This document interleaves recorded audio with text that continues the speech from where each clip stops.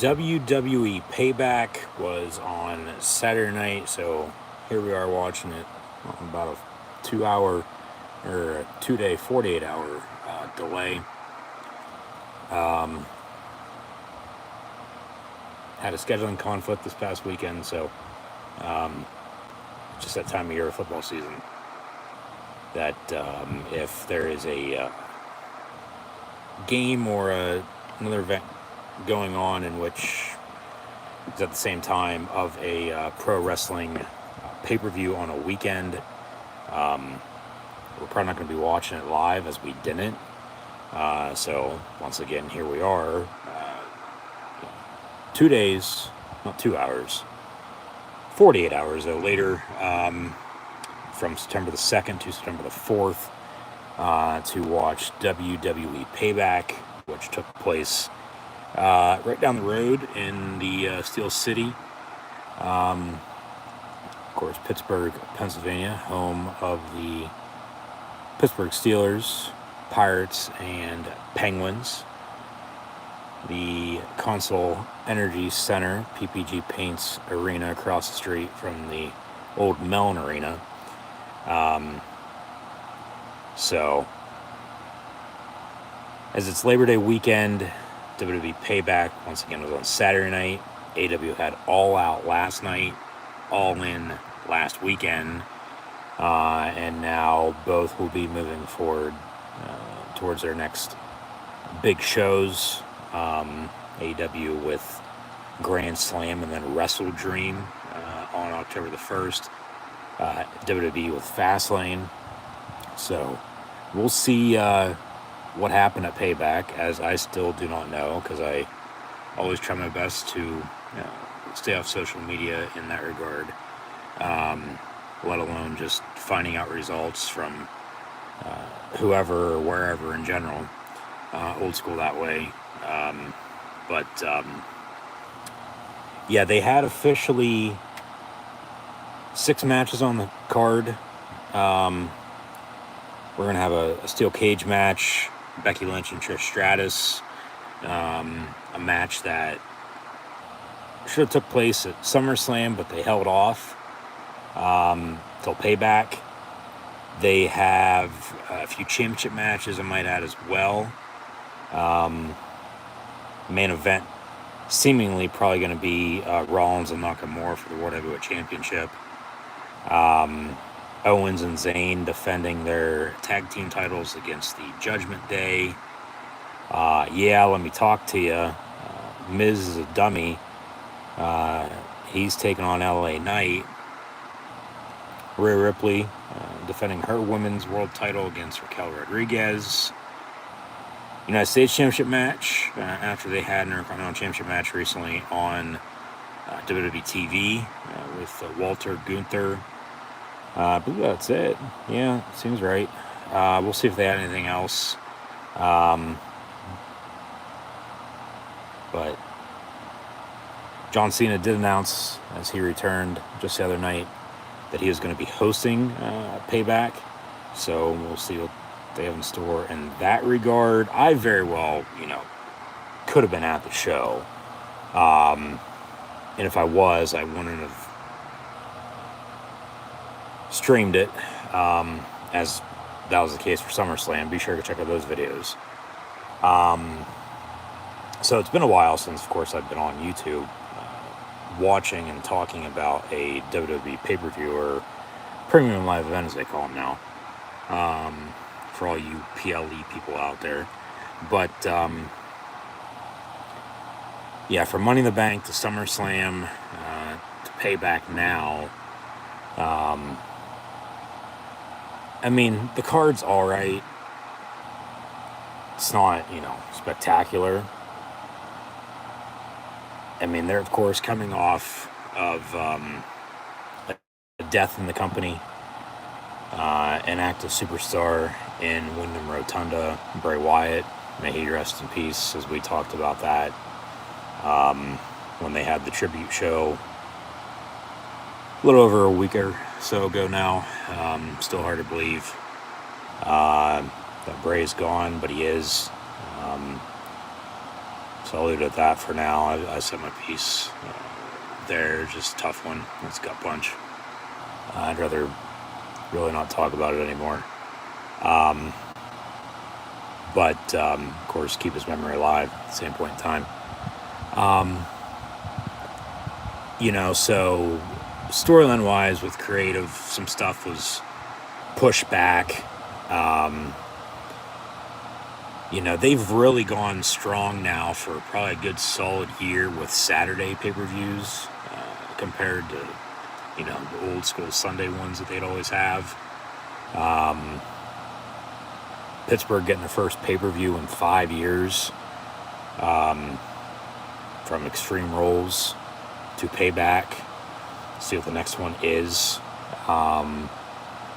Hopefully we'll be there when that time comes. Like I said, I very well could have been at Payback Saturday night, but a scheduling conflict as it is football season. Penn State played Saturday night at the same exact time, so we tuned in and watched that game. So here we are watching Payback now later.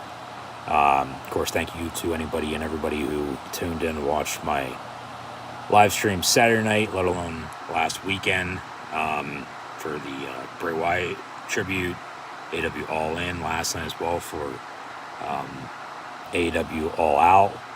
So WWE Payback here. Of course, yeah, sucks. Didn't get a chance to go. The game was earlier in the day. Yeah, I could have made it work. But the game was on at the same time, so I wasn't missing that because football comes first when it's football season over pro wrestling. Just because I know I can watch the event then later. I'm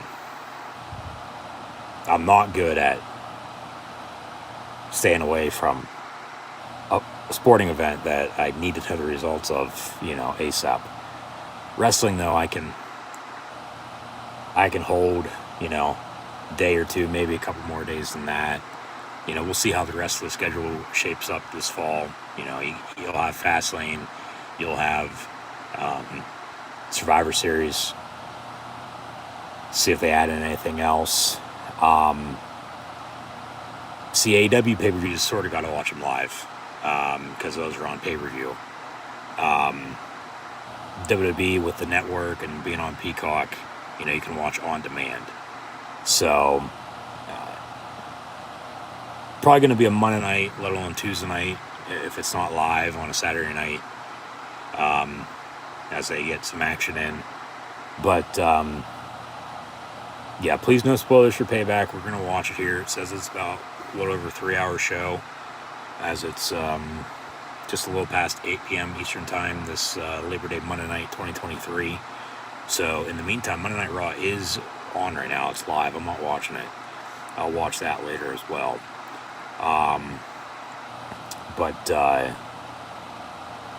Yeah, so I guess that's about it.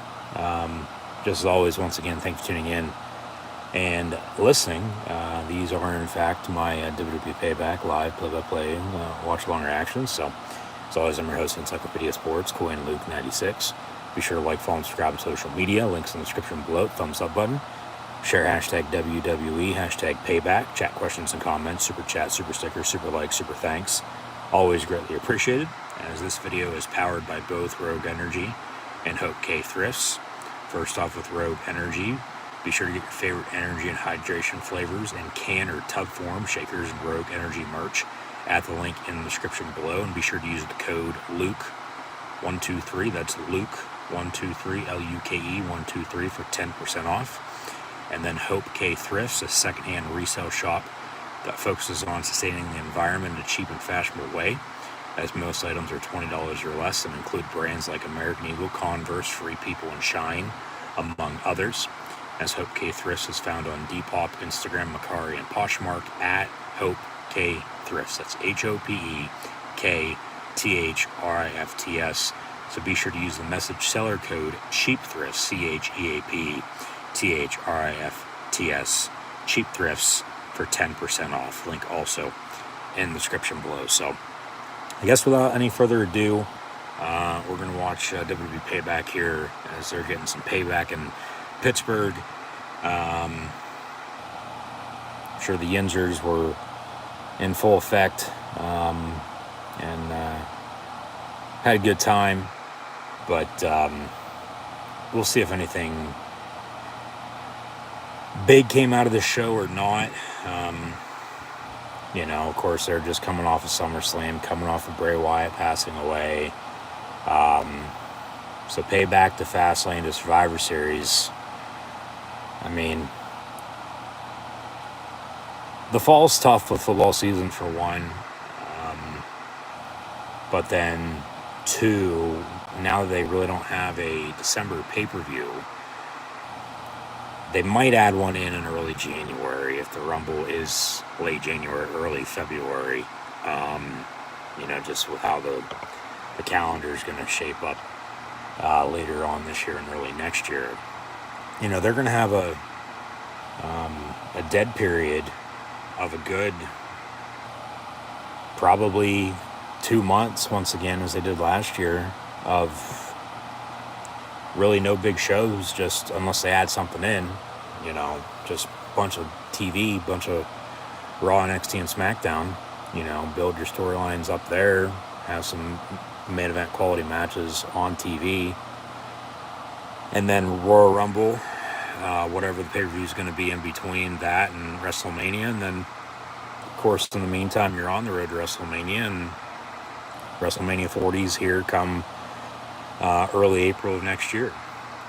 And I'll be in attendance, so be sure to keep an eye out for videos then. And be sure to check out all recent videos. And just be sure to subscribe. So, just once again, thanks for tuning in and listening. So, yeah, let's watch WWE Payback and see what we got. And we'll go from there. We'll talk about the ongoing stories and so on and so forth, as we always do. So, SummerSlam was good. I was there. Like I said, be sure to check out those videos. The Becky Trish match, yeah, could have been on the show. Timing wise, probably better that it wasn't. Just because that show did run long. Just imagine if they would have had that then as well. Something would probably got cut in time, let alone not even happen. As that match didn't, they didn't even book it. They held off and saved it. We'll see if it works out in the end or not. It will, depending on who you ask. But, yeah, they didn't have it then, so they're having it now. And then, interesting to see with Rollins and Nakamura with the world title. But I think if Finn Balor didn't defeat Seth Rollins, I don't think Shinsuke Nakamura is either, unfortunately. Everybody's saying Cody's getting his rematch against Reigns at WrestleMania. Well, if they bring The Rock in finally, that ain't happening. It'll be Reigns and Rock then at that point. You'd have to think for the title. Maybe not, though. And then that leaves, Cody, I still think, going after Rollins. They're building up LA Knight. He's been put over by The Undertaker, by Bray Wyatt. Of course, he's coming off of the Battle Royal win at SummerSlam. He's over like Rover, to say the least. Miz is in the process of putting him over. They could potentially put LA Knight in a good position come early next year, if you get my gist. Not necessarily saying he's going to win the Royal Rumble or, let alone win a main championship at WrestleMania, but you just never know. So we'll see where we go from here. But yeah, I'll leave it at that, and we'll watch WWE Payback now. So here we go. There's the warning label, and now the Then Now Forever Together WWE opening video package.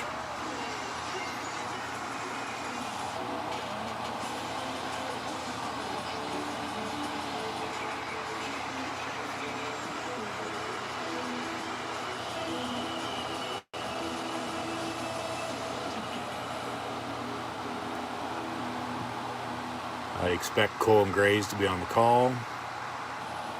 We're going to get a video package to start things off, and there is the Steel City, Pittsburgh, Pennsylvania.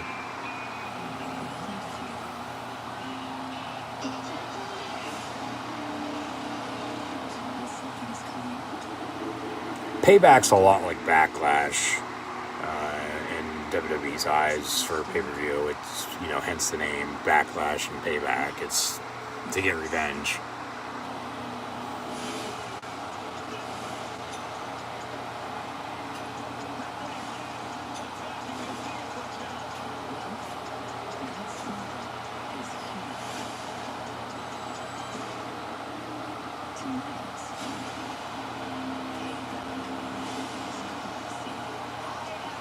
Payback's a bitch, as we all know. What comes around goes around.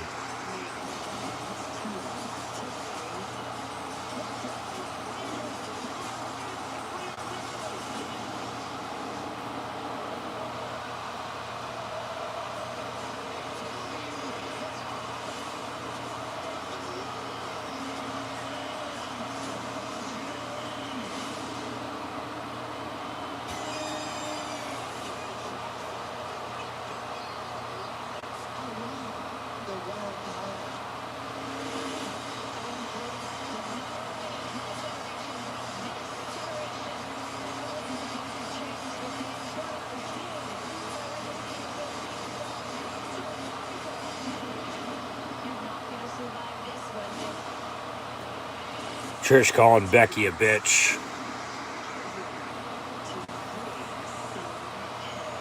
Now we're going to raise some hell at Payback. There's John Cena. He's back.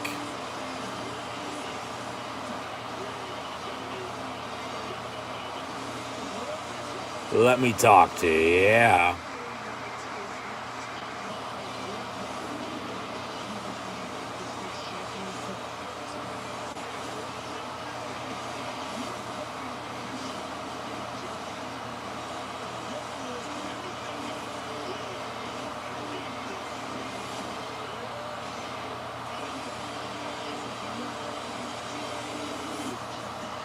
Watch your back.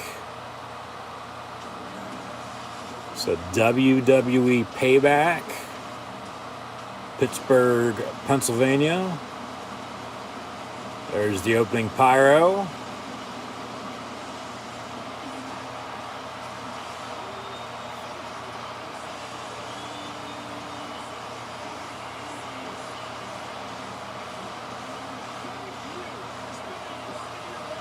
And Michael Cole saying thanks. But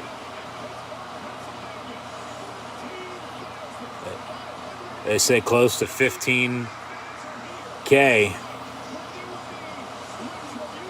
Retribution, revenge, retaliation, and payback for WWE Payback. What's kicking off the show is the question.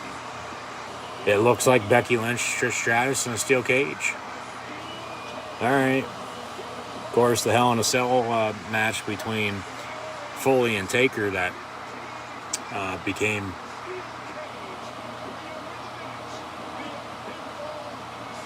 one of the most historic matches in, the sport happened in Pittsburgh when the dead man threw Mankind off of the cell, and by God Almighty, he killed him.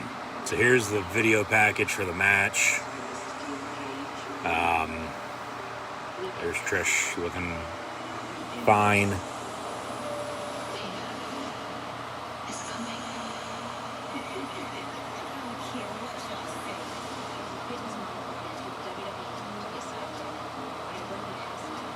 Yeah, she did work her ass off, and she's got the good looks to prove it, too.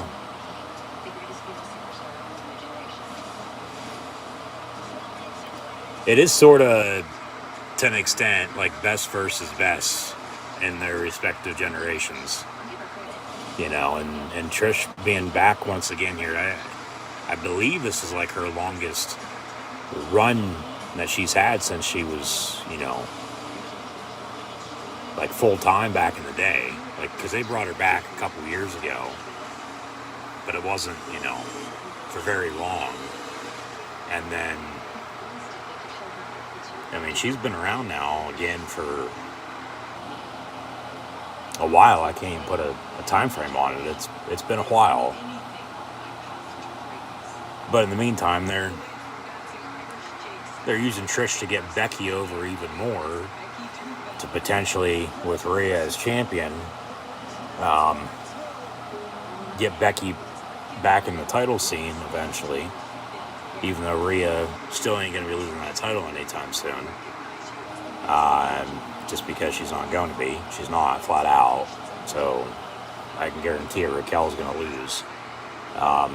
If she didn't already. I mean, one of them either won or lost already, because this match, as this show already happened, we're just watching it later.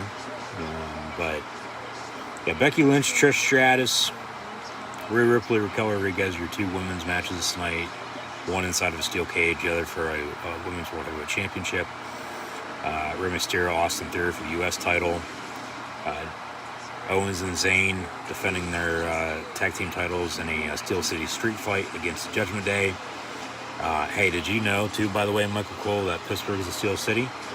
And then, yeah, LA Knight and The Miz, one-on-one. Rollins and Nakamura for the world title. And then John Cena as your host of WWE Payback. So here comes the man, Becky Lynch. Could have made it work, once again, if the game was earlier in the day, but missed out on Payback, attending-wise, let alone watching live, with a scheduling conflict there, let alone if the Pittsburgh pay-per-view was next month, when Fastlane is, definitely could have made it work, or if, this show was like a week earlier, say like last weekend, or hell, even next weekend for that matter. But it officially was this past Saturday, and hey, you win some, you lose some.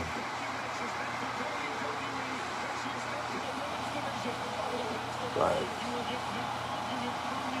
they're having Becky Lynch, Trish Stratus kick off Payback inside of a steel cage, so we'll see how this goes, and we'll move on.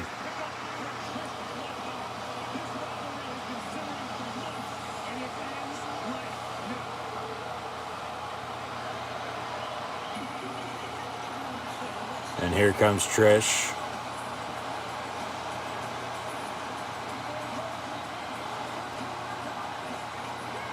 No Zoe Stark by her side. She might get involved, but we'll see. Yep. Thank you, Trish. Yes.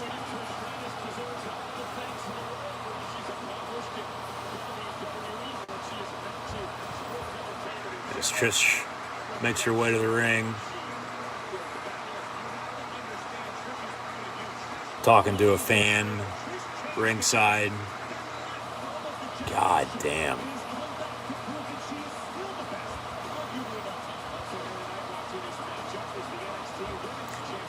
All right, Tiffany Stratton's ringside. She's the NXT Women's Champion. I mean, say goddamn once more. Oh, I'm at it. So, steel cage match, Becky and Trish, one-on-one Payback.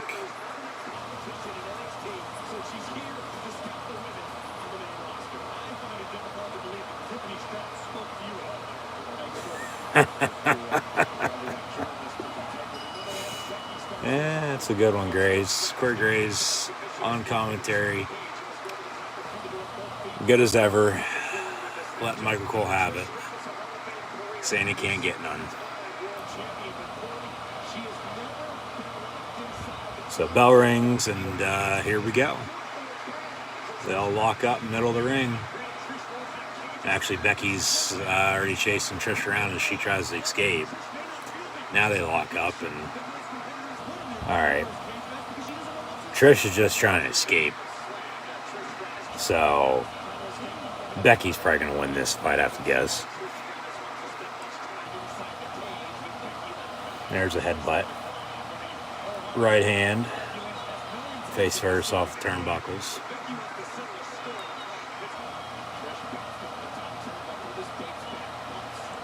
Yeah, this feud's been ongoing for quite a while. I mean, remember back at WrestleMania, there was a 6-woman tag? And then shortly then after, they, split and been going at it. And this is really the first big, match they've had. I mean, the match they were supposed to have at SummerSlam, they put on a Raw. And then there was a screwy ending to that. And then that made it, okay, we're doing something more, plus we're putting a stipulation to it, and that ended up being inside of a steel cage. So, thank you, Michael Coy. I think we all know where Payback was, but shout out to one of the best cities on planet Earth in the 412. So, Becky's in control, but here comes Trish fighting back. She's still trying to escape.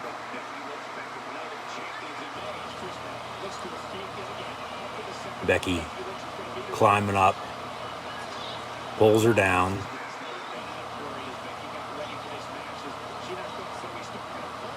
And then Trish falls down. Luckily, her knee didn't buckle. All right, Becky gets thrown into the side of the cage. Trish posing for the fans. Maybe she'll pose for some magazine. Oh wait, I think maybe she already did. But there's a replay. Yeah, Trish now just throwing Becky into the side of the cage some more. Pinfall, submission, escape from cage. Your few ways to win. Trish pulling Becky's hair. Sure both of them like that. Get a close-up, Trish says to the cameraman. Bryce too. She shoves her face into the cage. Off the ropes. And sort of half-ass spine buster. All right, 1-2, kick out.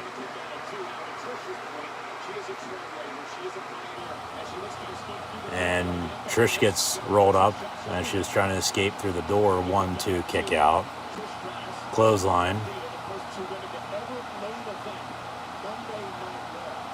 Yeah, that was the flashback, right, Michael Cole? Like where they are tonight, too, by the way, for Raw. Like back in 05 or something like that. Yeah, that makes sense. They always show that when you're there live all the fucking time. If you know, you know. But off the cage goes Becky once more. As Cole brought up Trish and Lita main eventing Raw. So this is a main event quality match. They're having to kick off the show. Surprisingly, Payback doesn't have a triple co-main event or 3 main events as they promoted it as they have for past couple shows. But Trish is now in full control. Just any chance she gets, she's throwing Becky into the cage, scraping her face. Still trying to escape, of course, which why not? I mean, that's a way to win. Your feet just have to hit the floor. But then this gives Becky a reason to not necessarily get a cheap win, but just find a way to win. And then Trish is in shock, like what the hell just happened?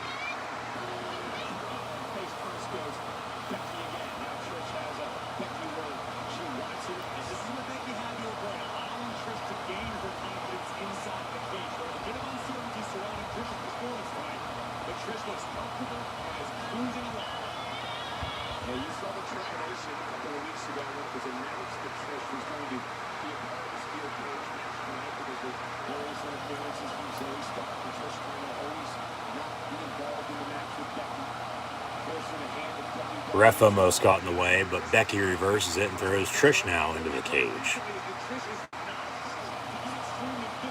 So now Becky's regaining some momentum and pick her up. And, ooh, top of the head into the cage. And once more. Third time's a charm. And then Becky with a shoulder tackle. 1, 2, kick out. Armbar. As Trish tries to get in a position to get out of it.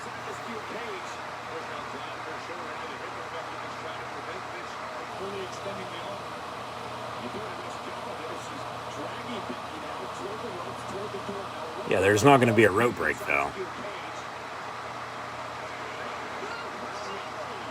All right, Trish throws Becky once more into the steel cage.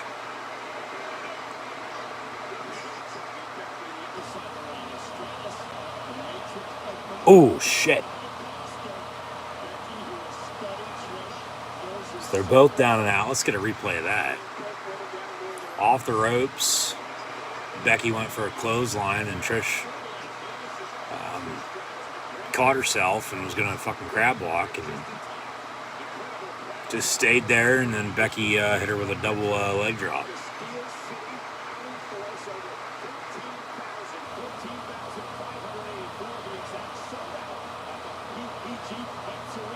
You sure it's not like 82,000, Michael Cole?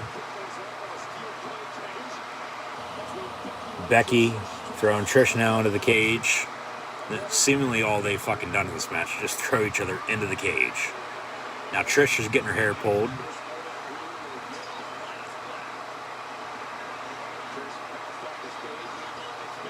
Now back and forth, they're just whacking each other off the cage, face first. There goes Trish on Becky, and then there goes Becky on Trish. Bang, bang, bang, bang, bang, bang, bang, bang, bang.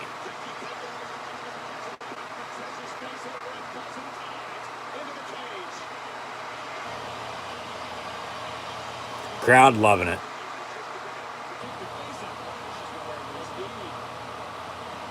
WWE Universe, for the most part, depending on where they are, never disappoints. They'll let you know it if they disagree. Leg drop off the top rope and a cover. 1, 2, and a kick out. All right.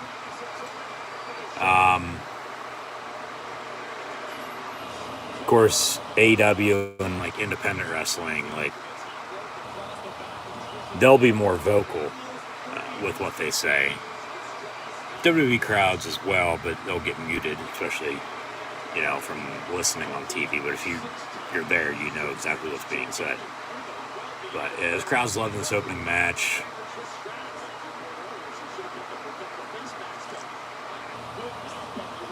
Becky up top.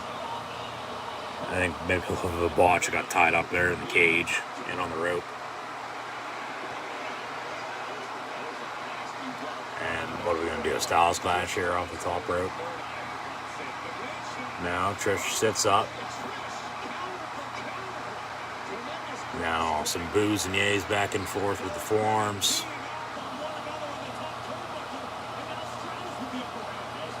Trish is going to try to escape.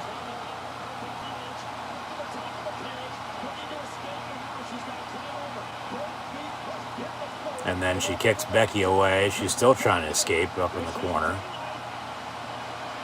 She's getting there. But Becky's going to grab her. Becky has Trish on her shoulders. Back body drop here. Nope. Power bomb now, yeah. There you go for the ride. 1, 2, kick out.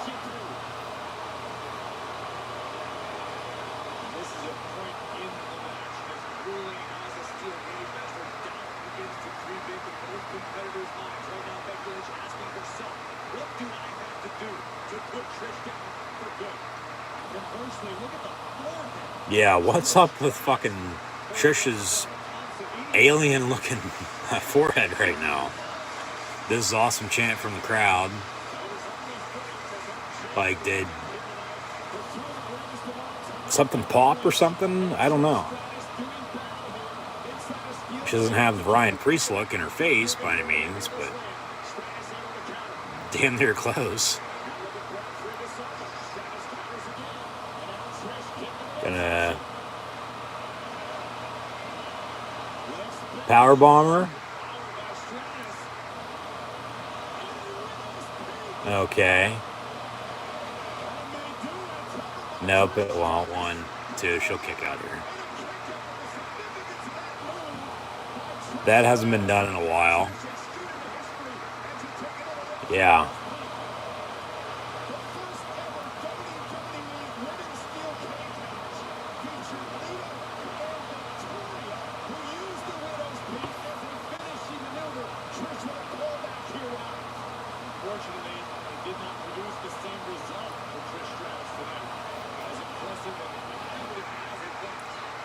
Trish whacking Becky's face off the mat.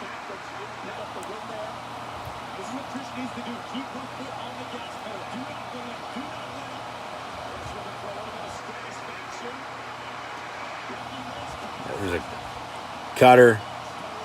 1, 2, kick out. As she almost deleted her.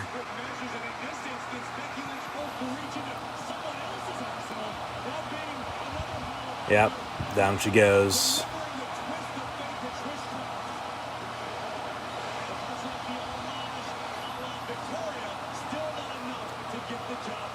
So where do they go from here? Hashtag WWE Payback was trending #1 in the U.S. on social media at this point in time, Saturday night. Hashtag WWE Raw is probably up there right now too, as Monday Night Raw is on. 1, 2, kick out. Yeah, she just kicked out of that. Where's the replay at there, Katie? No? There we go. Becky off the top rope, rolled it through, and then Trish off the ropes with her, and then, yeah. Something's got to give here, though. More of this is awesome chants from the crowd.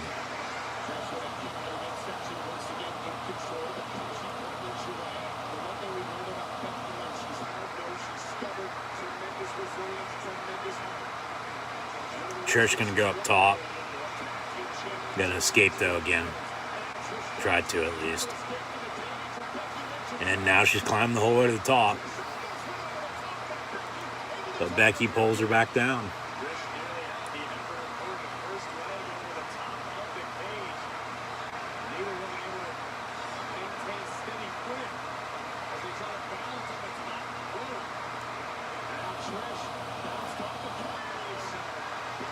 And now, yeah, I don't know if that's going to happen. Maybe.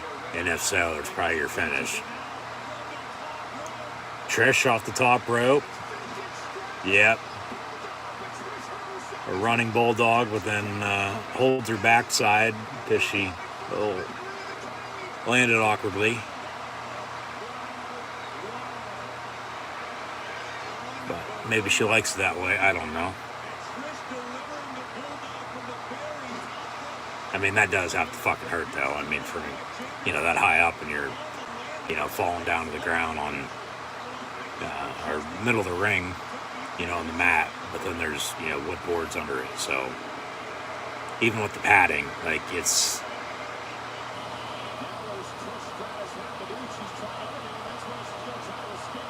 something with the bounce, that just gets you.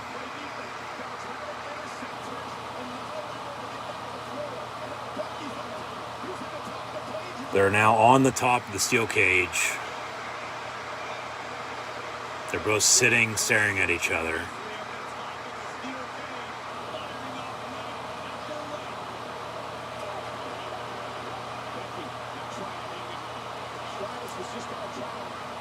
Pinfall, submission, escape from cage are ways to win. Trish is on the other side now. All she has to do is fall down and she wins. But Becky's going to pull her back to the other side and get her back inside the cage.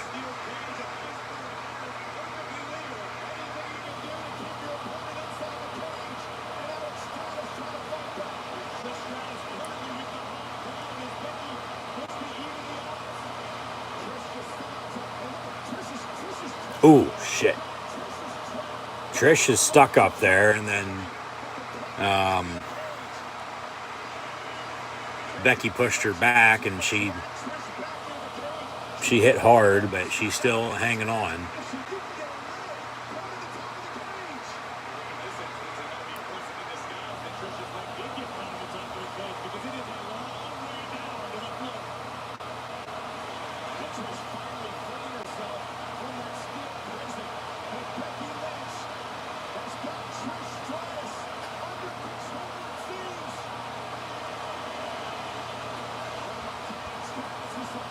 Vertical superplex off the top rope, but Trish is really on the top of the cage. Jesus Christ.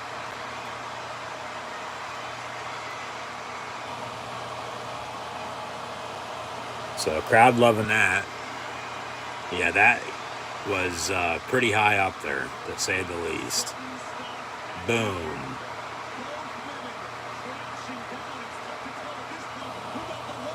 And then a cover. 1, 2, and Trish kicks out right at the last second.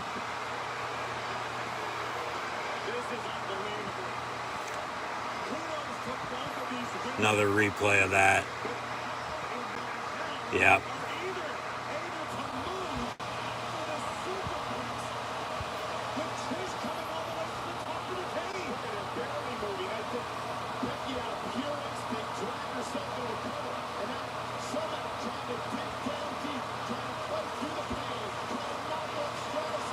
More This Is Awesome chants. I can't remember the last time we had 3 This Is Awesome chants throughout the entirety of a match that really hasn't even gone 15-20 minutes yet. Becky's going to try to escape now.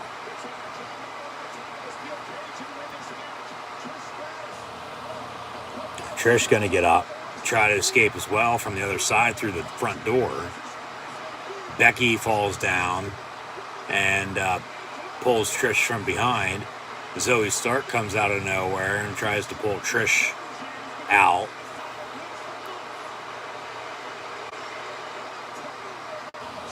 Yeah, tug of war for Trish Stratus. I'd be pulling for her too.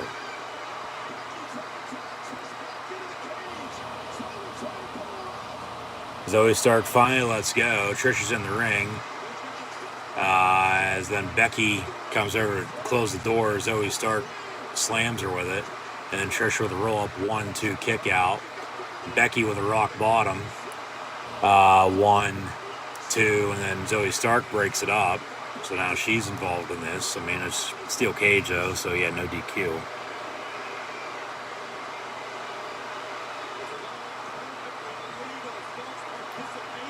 And Zoe Stark now going to drag Trish over into the corner, but Becky's in that respective corner where the door is at. So, no, you're not leaving.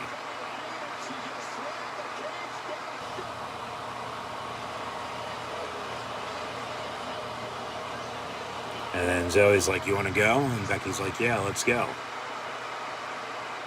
Clothesline. Trish going to try to escape. As then Zoe will hold off Becky, but then Becky slams her down. Becky going to climb up and chase Trish and pull her back down once more.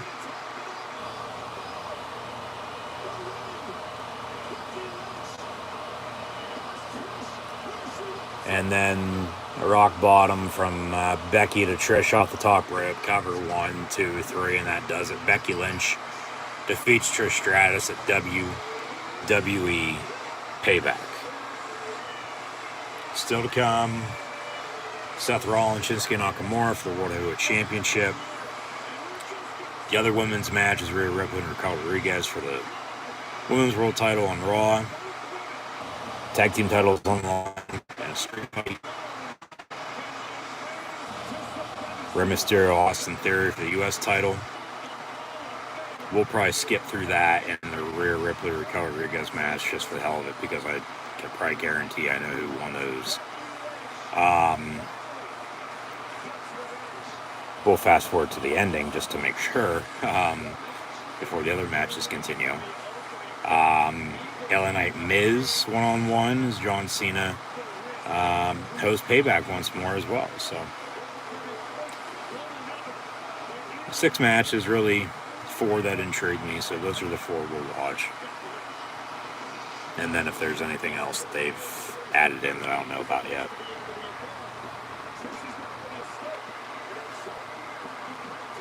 They show us some replays. What's next is the big question. Well, it's going to be one of those other 5. I guarantee you that. Maybe a backstage segment. You know, I guess the good thing about watching it on demand, they don't show commercials. They go right to the next thing. So, yeah.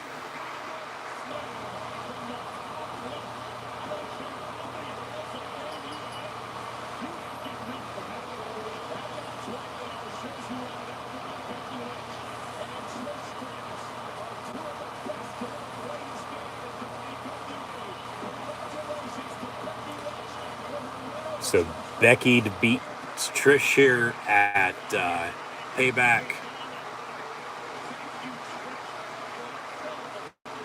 Where do they go in this feud is another thing. Like, Trish might be done for a little while, might stick around and do something.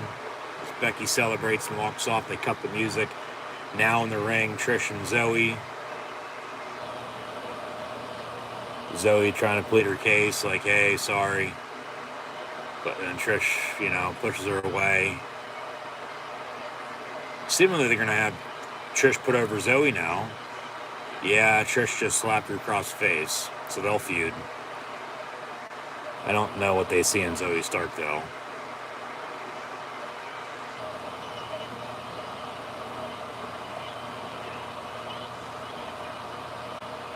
Trish telling Zoe to leave. And Zoe's going to slam the steel cage door now. But we're going to have another steel cage match with Trish Stratus. After everything I've done for you, this is how you're going to treat me now? And she shoves her back. And then Zoe's going to pick up Trish. And, okay, she seemingly turns on her now. Zoe takes off the Thank You Trish shirt. And, alright, yeah, they'll have them go at it.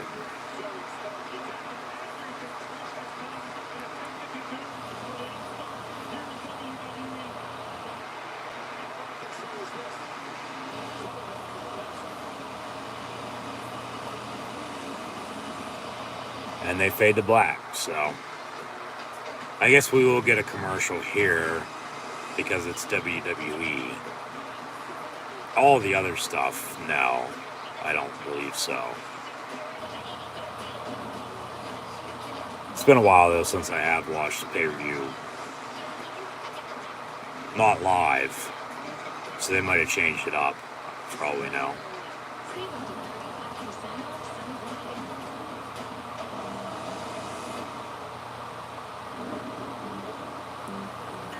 More shows were just announced as well, as of course Payback. Well, Fastlane, pretty sure they'll have a Crown Jewel event over in Saudi sometime too. And then, of course, Survivor Series. And then we'll see about, something in January, early January for that matter, before the Rumble, and then after the Rumble, and then WrestleMania. But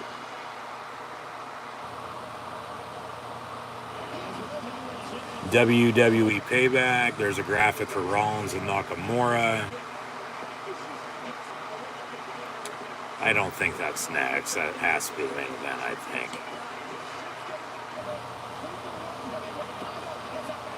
Yeah, our main event is Rollins and Nakamura. But now here comes John Cena. All right, the host of Payback. John Cena, who just returned the night prior on SmackDown. John Cena sucks. John Cena sucks. John Cena sucks. The Peacemaker. back in WWE for the first time since WrestleMania. Stu?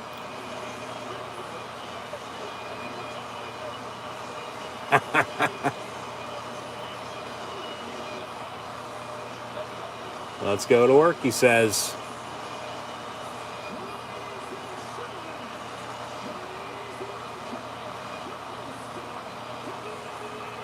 The host of WWE Payback. They say the greatest of all time. Some would beg to differ there. It's John Cena. Or Juan, or Wong, or whatever you want to call him. We still can't see him, so...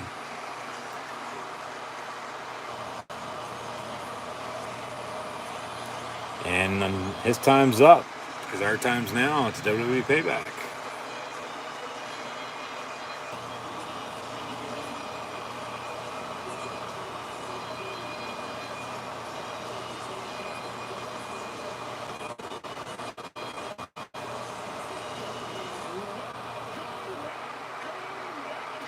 He says welcome 3 times.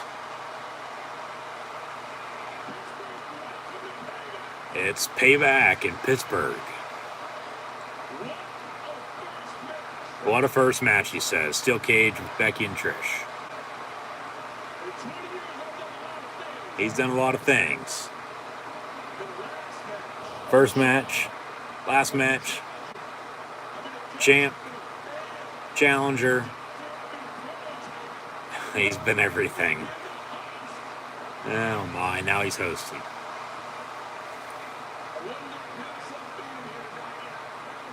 Wasn't going to pass up being here, but he's really only packing the company right now because they're on fucking strike out in Hollywood.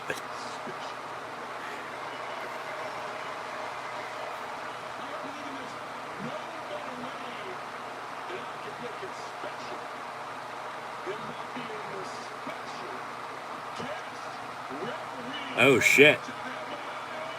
Rollins Nakamura in the main event, but Cena's going to be the special guest ref for a match he said he's had his eye on for quite a while.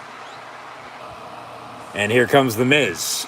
So it'll be LA Knight and The Miz. He'll be the special guest ref for it, looks like. And of course, Miz from Cleveland. We're in Pittsburgh. I was at a Raw last summer. Be sure to check out the video. In Cleveland, wearing my Steeler hat. I was a Pittsburgh Steeler fan. And they went to commercial break in the main event. He was wrestling, I forget who, I think Styles, yeah. And he came over, he's like, you know, can I put it on? And I'm like, yeah, take it. And he put it on and continued to beat up Styles and then gave it back. It was pretty sick. Actually met The Miz at a Texas Roadhouse probably close to a decade ago now, too. Just randomly after a show one time. But,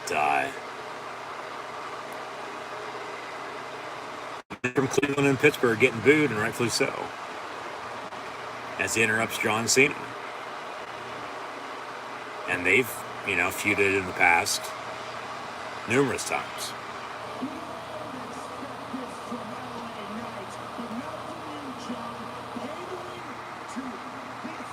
Pandering to the crowd.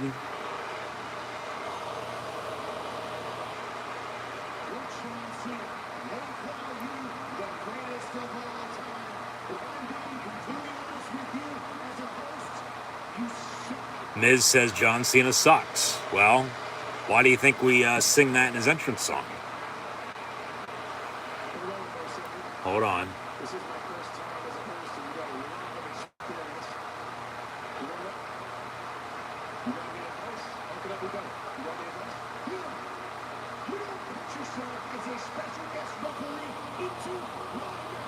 Miz doesn't want Cena as a special guest ref. Well, tough shit. Get over it.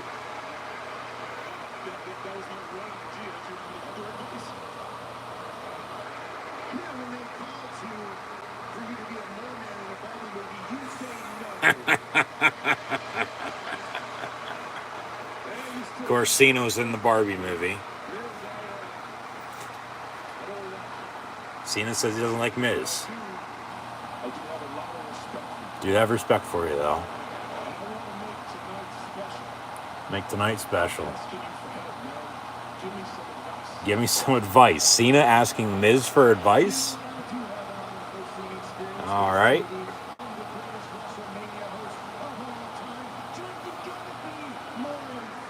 More involved.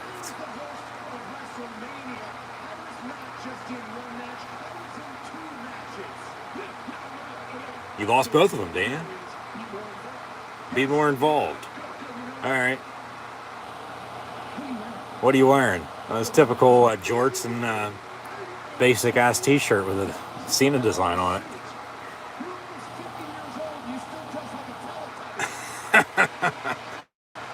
Cena's almost 50 and still dresses like a Teletubby. Point taken. All right. Dress the role. This is good though. Take charge, says Miz. Yeah, no.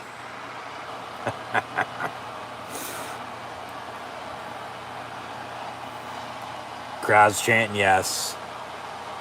But he's going to take charge. He's going to make himself special guest ref, and Miz still doesn't like it. And then, of course, puts his hands up. So when his hand goes up, you know what that means. Your mouth goes shut. Yep.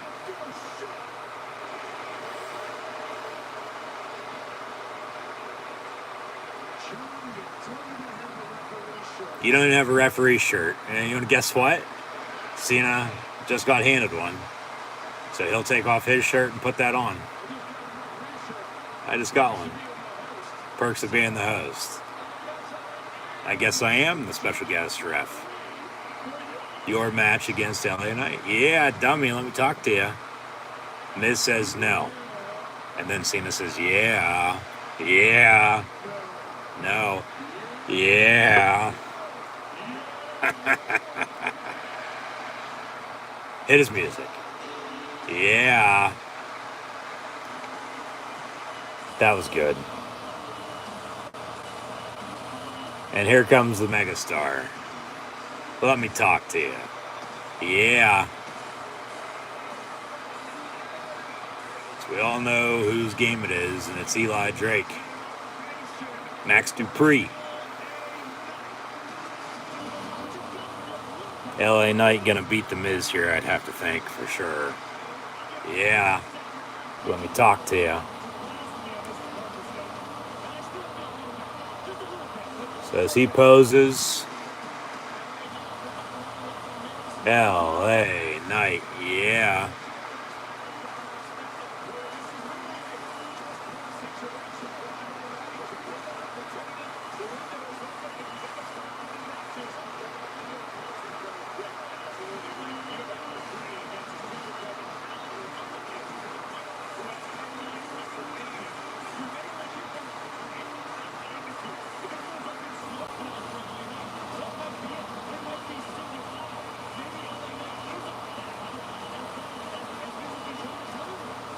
Weird seeing Cena in a referee outfit for sure.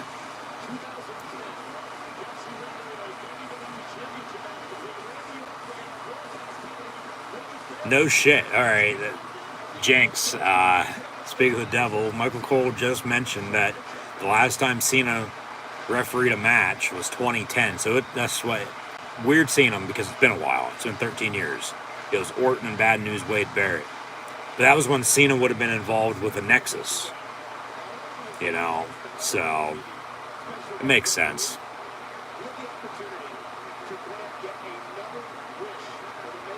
Cena granted another Make-A-Wish.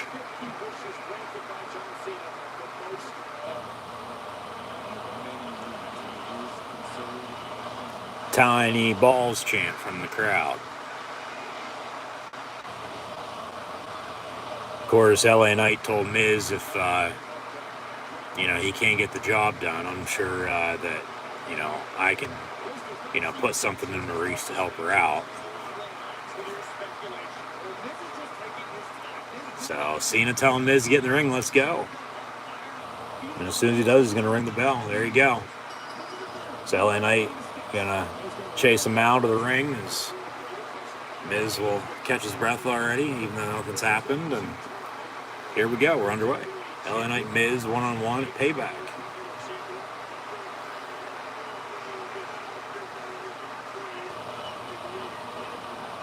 LA Knight says, come on, Miz, get your ass in the ring. Let's go. Welcoming.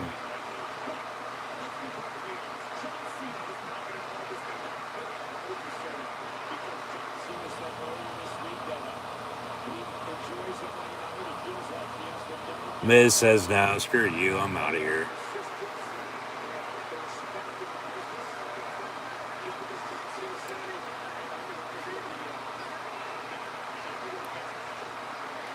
So LA Knight's walking up the ramp. Here comes LA Knight from behind. And now LA Knight getting him back into the ring. Takedown. And LA Knight saying, this is for you trying to impersonate me. Yeah.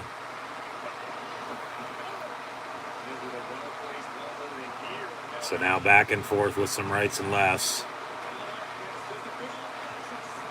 Yep. Boos towards Miz now. LA Knight fighting back. Yeah.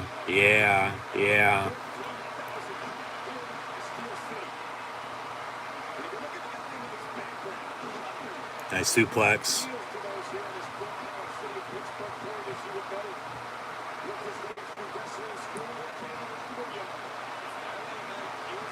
LA Knight going up top.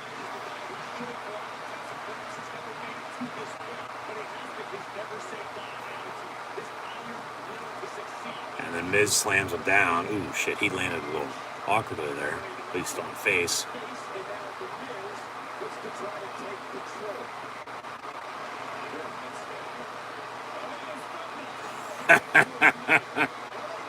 Graves saying to Cole, hey, you're a Mets fan. I don't want to hear it. Talking about blue collar.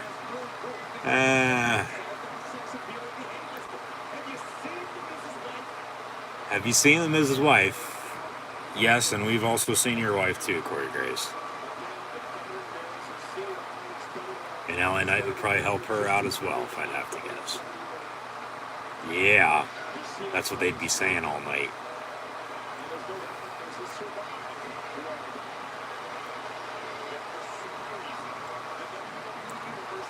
Off the ropes. Clothesline misses. Nice big power slam.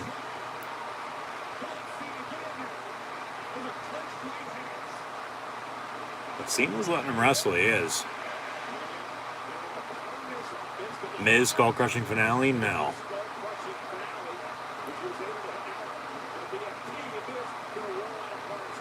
Miz rolls out of the ring again.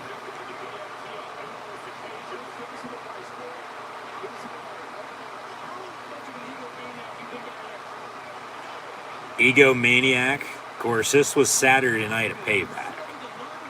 Talking about ego, CM Punk was fired by AEW about 3 hours before the show started.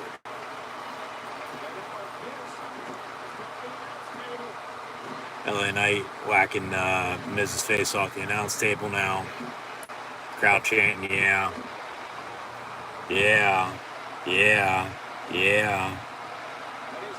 LA Knight rolls in the ring. It is catchy. Rolls back out.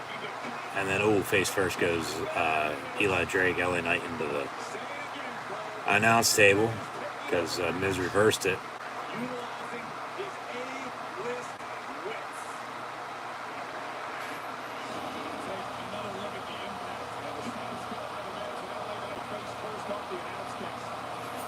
Why don't you bust open the front of the announce table, maybe blade under the table while you're at it?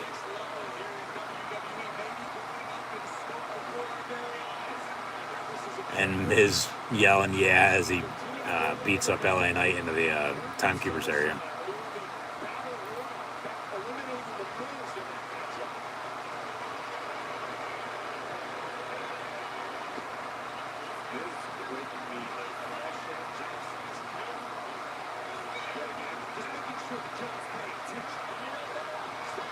Ooh, Miz landed on his back.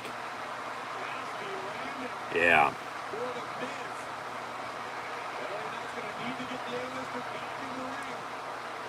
LA Knight now throwing Miz back ringside. Grabs a office chair. And he just stand there now and box jump and clothesline Miz off of the top of the barricade as he poses. Not running around in circles with his arms in the air by any means, but Cena now jumps down and tells them both get back in the ring, let's go.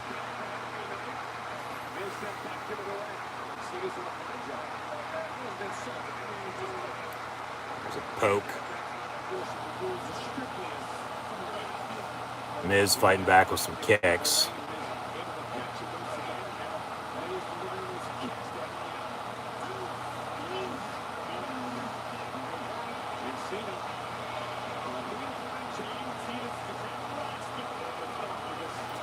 And now Miz and Cena are face to face arguing. Big clothesline by LA Knight.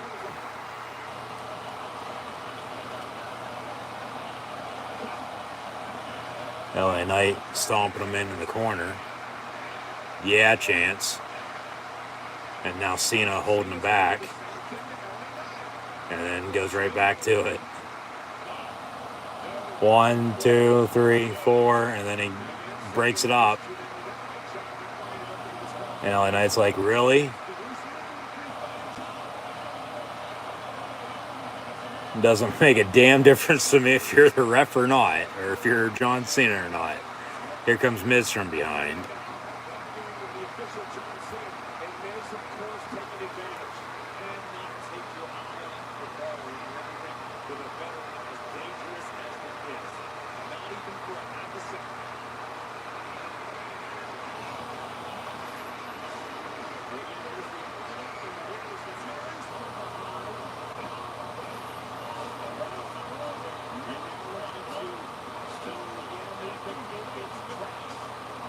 You got 5 seconds to get off of him.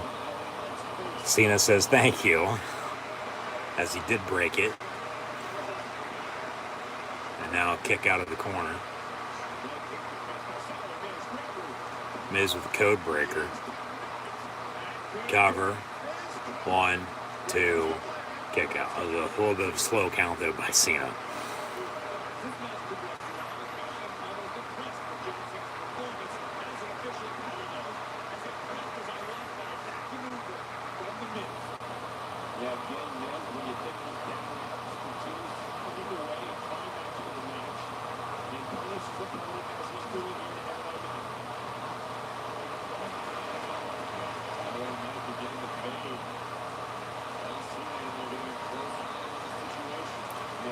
Miz has LA Knight in a headlock.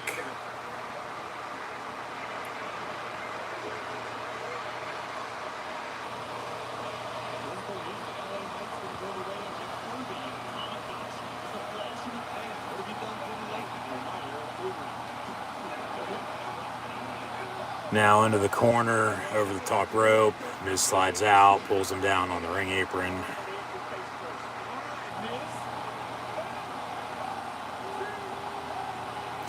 Miz has M-I-Z, yeah.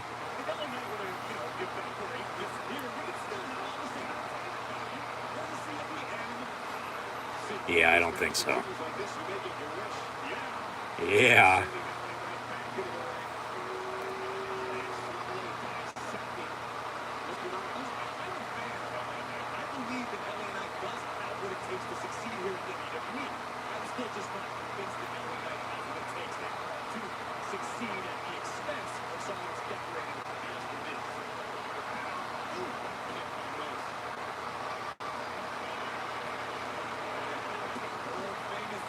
Miz, some yes kicks to the chest of LA Knight. Call them yeah kicks if LA Knight does them.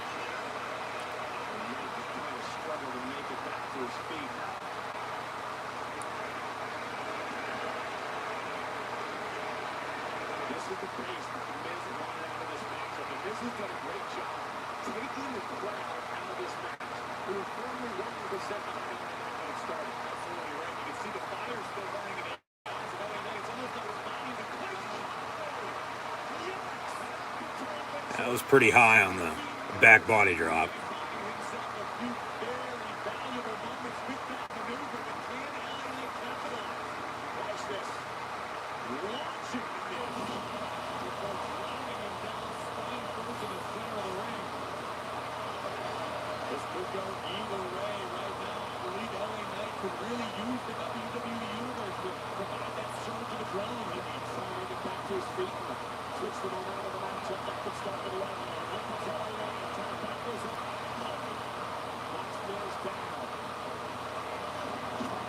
Into the corner they go again. There's a cutter from behind. LA Knight going up top. And yeah,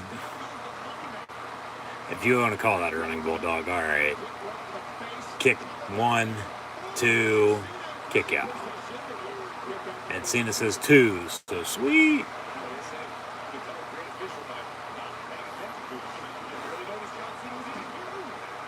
Yeah, barely even noticed the Cena's here. And yeah, it's because we can't see him. Yeah.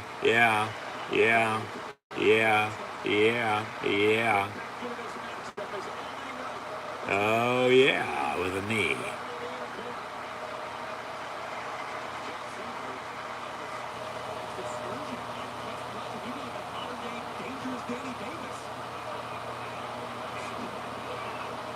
Skull crushing finale? No.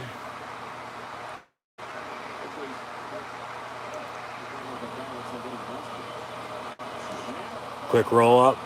Nope.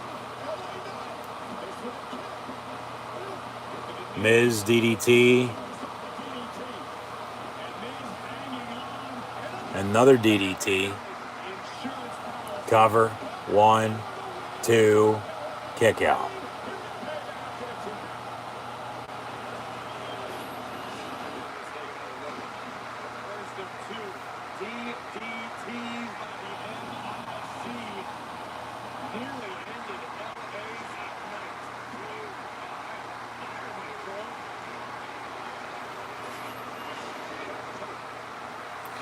Graves saying he's like a poet, as he almost ended LA's night. Miz says it's over. Skull crushing finale time. But then LA Knight rolls him up. 1, 2, kick out.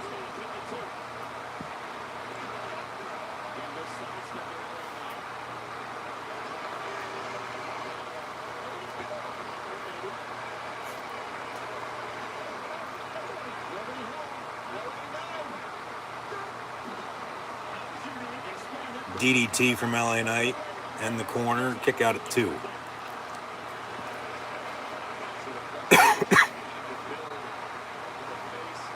Excuse me.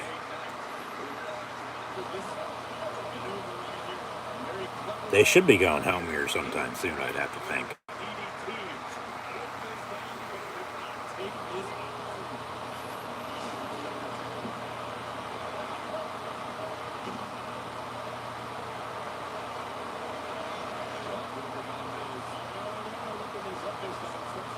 Another quick roll up. 1, 2, and then Miz holding onto the rope, but then Cena stops the count. And then Cena kicks Miz's arm that was on the rope for a rope break, trying to hold him down as he got the pin, but Cena noticed it, and now he's arguing with him. Tried to steal a win, said Cena. Never take the low road. You know, take the high road there with a stunner from LA Knight now. And then, Miz almost punched Cena. LA Knight almost punched Cena. There's skull crushing finale. Miz cover. 1, 2, and another kick out.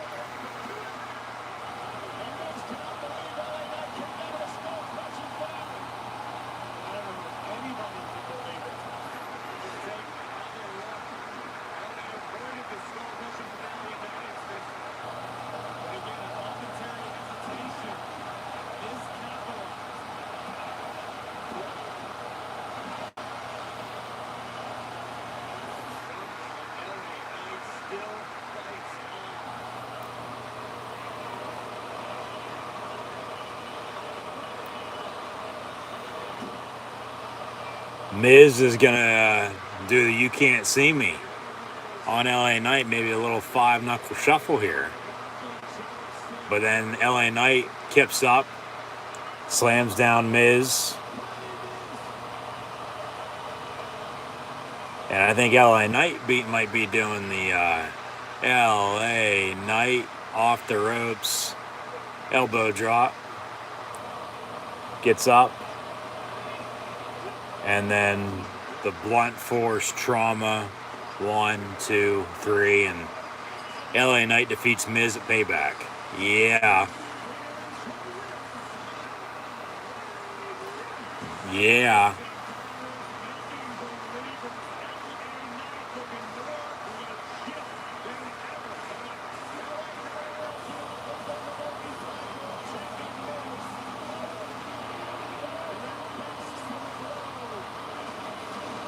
Yeah.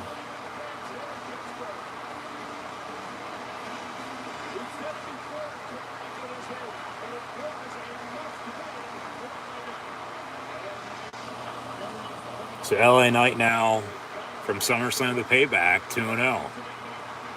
As a few pay-per-views before then, he, was sort of on a losing streak.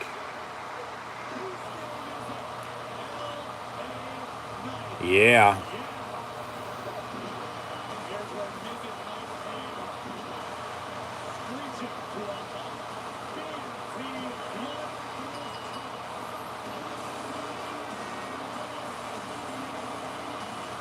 And then he stares down Cena. As Cena will take off his referee shirt. And now Cena stares down LA Knight.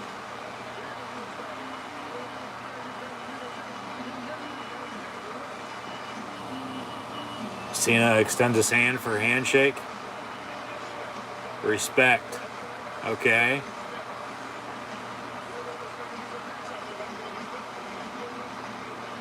You won clean, you earned it. And LA Knight shakes hands with Cena.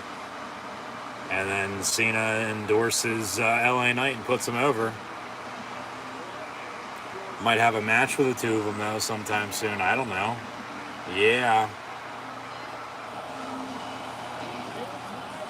And yeah, the City of Champions, the Steel City.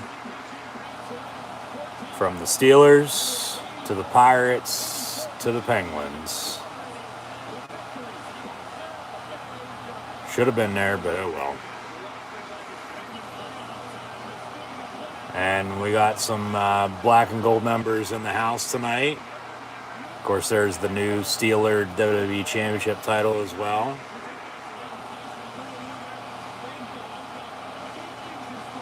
So, yeah, big things in store for the Steelers. All right, they start off Sunday against 49ers at 1 o'clock, so be sure to tune back in live here on YouTube for live watch-along reactions. What's next? Rey Mysterio, Austin Theory? Yeah, we're fast-forwarding through this shit. I ain't watching those. I can guarantee you Rey probably won.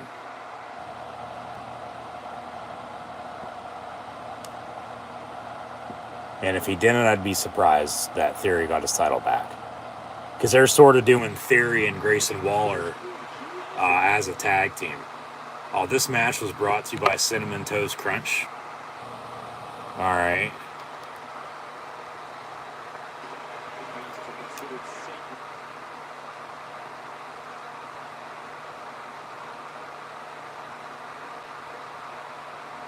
Hashtag US title, but hashtag we're moving on. Because we ain't watching this. No offense to either of them, but like I said, I can probably guarantee I know who won.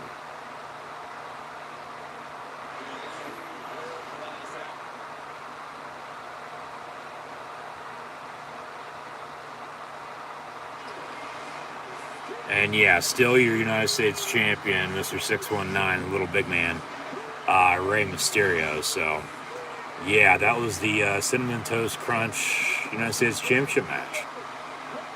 And here comes the LWO to celebrate.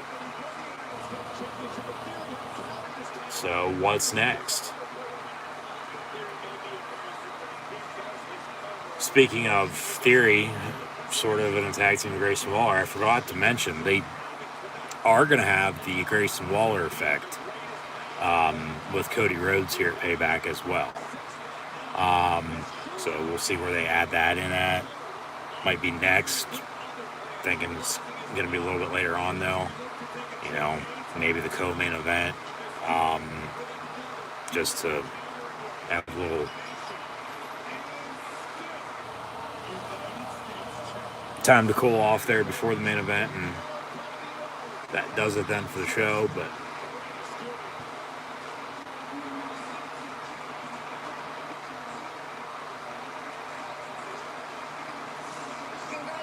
now we go backstage. Gonna have an interview, and Becky getting interviewed, so see what she has to say, but we'll move on.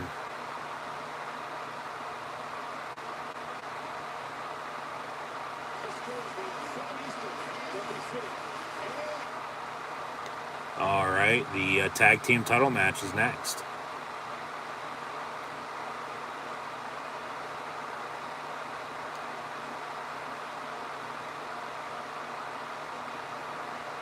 Come on. Really? You gonna freeze up on me now? Come on, man. So we'll exit and get back into it here in a second.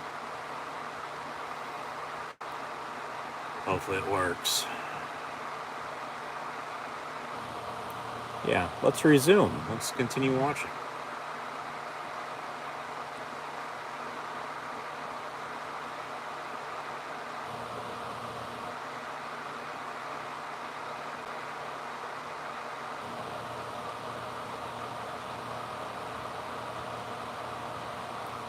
Maybe. Oh, it's gonna fucking start all over. You gotta be kidding me. Alright, so we'll fast forward to about the time we were at, give or take a minute or two, hopefully. We're a little over an hour in, I know that much. We'll stop it there and see where we are.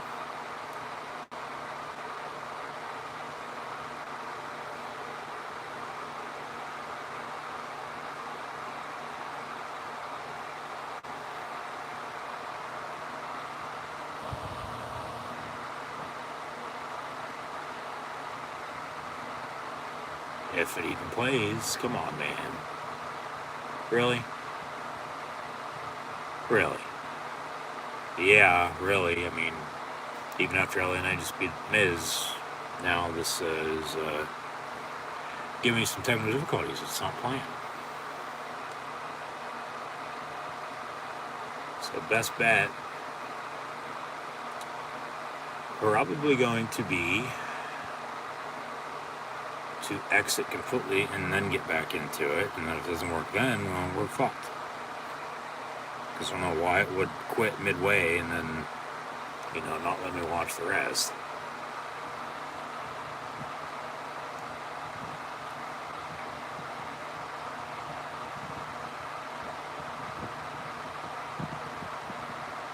Yeah, so it's starting it over again. Alright, we'll fast forward to, like I said, around the time we were at, so I think.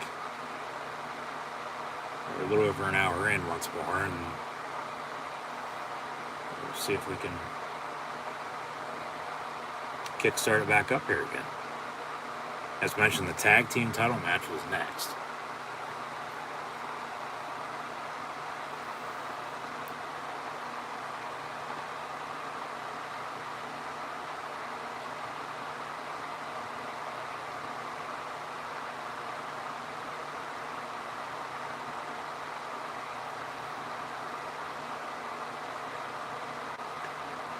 Maybe, maybe not.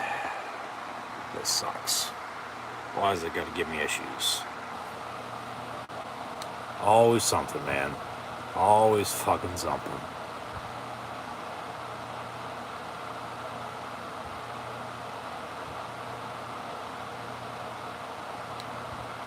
Technology's good, but also sucks when it needs to be good. And it was working perfectly fine, but then no, it just completely shut down.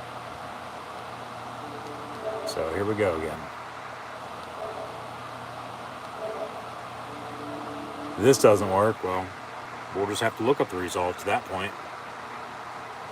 Which I really don't want to do. I'd really like to watch these other two matches.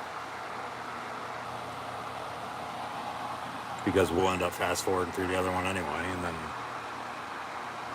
we'll probably watch the Grayson Waller effect for the hell of it since Cody's on. Because something might have happened there. I don't know.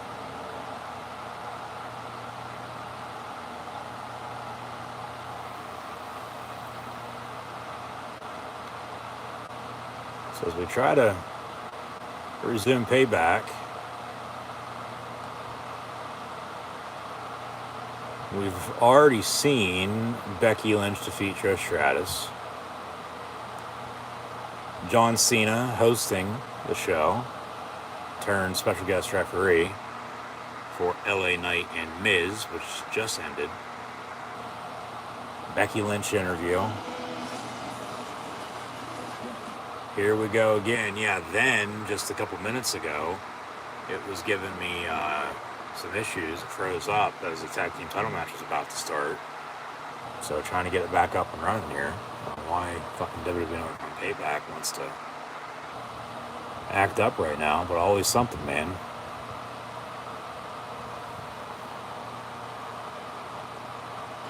Here we go.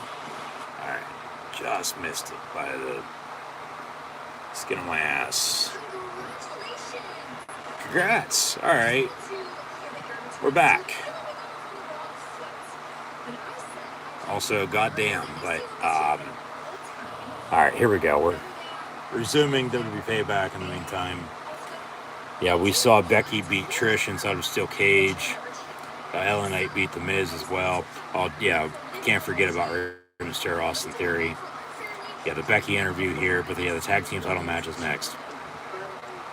Owens and Zayn, Sami KO defending their tag team titles in a street fight in the Steel City against Judgment Day. Toodles, what is this, fucking 1950?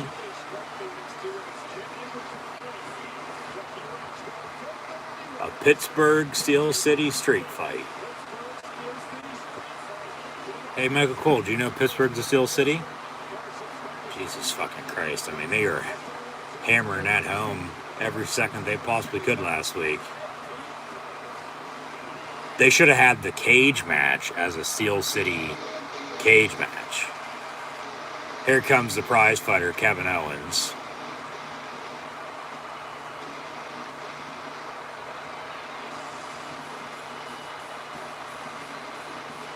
As he just keeps on fighting.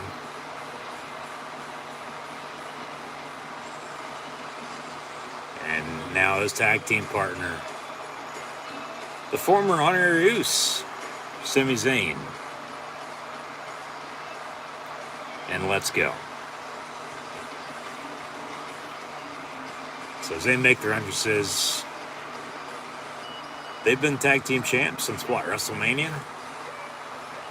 So, what? 4 or 5 months? They, honestly probably should have wrestled at SummerSlam as well, but didn't. They both were banged up around that time anyway, so it's probably better off they held off and, waited. We'll see what happens here. I mean, they could lose them to the Judgment Day. I don't think they will, though, just because there's more tension in the Judgment Day than any other faction right now in the WWE, minus the Bloodline, because they've already sort of done that, even though it continues to roll on. Payback, seemingly the time that with JD McDonough on Balor's side, but not officially in the Judgment Day, that as Priest is the Money in the Bank holder, of course, Rhea is your women's champion, Dom's your North American champion. I mean, Finn's the only one not draped in gold right now, or silver, for these tag titles, as they make their entrance here. Some altar bridge, if you will. But, maybe they do win, but I would think, this is when Finn's going to be turning. Of any tag team that should be together, it should be Finn and JD, not fucking Finn and Priest by any means. But, who knows what happens here. We're all going to rise for the Judgment Day as here comes Finn Balor and the Money in the Bank winner, Damian Priest. And Priest would be the one to lead the Judgment Day, you'd have to think, too. You know, and they just replace him with JD McDonough. But, yeah, I don't know. We'll see what happens here.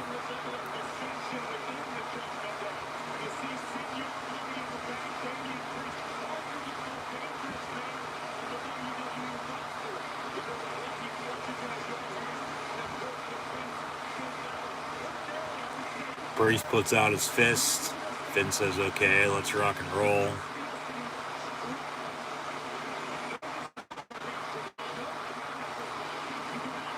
Yeah, street fight, so anything goes.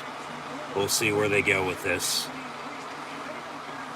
Where they fight, what they use. As they'll enter the ring and the titles will be displayed, and then we'll get the show on the road. As Heaven's Gates are waiting. As the Judgment Day are going to try to send Owens and Zayn to the other side.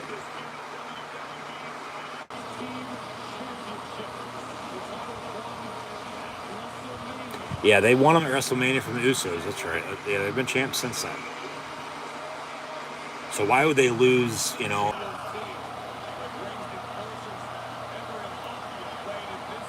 We're underway in the Steel City street fight. As mentioned, Owens working Priest and Zayn working Balor. So anything goes. They'll fight here, there, everywhere in between. We'll see what they use, like I said, but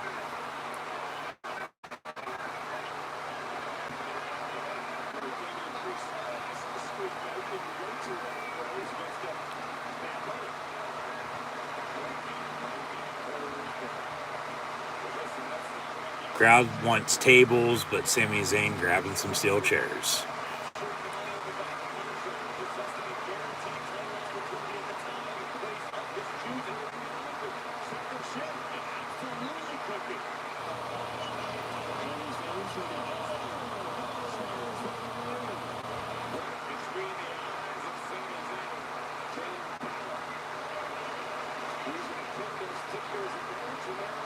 Now Balor has some terrible towels. Alright, he waves them around and then throws them down and stomps on them. People are going to like that, especially they hate the Steelers, but then Owens with a clothesline. That's a little disrespect, though. Now Owens grabs Balor face first into the announce table. Kendo stick right to the stomach. And then Priest from behind.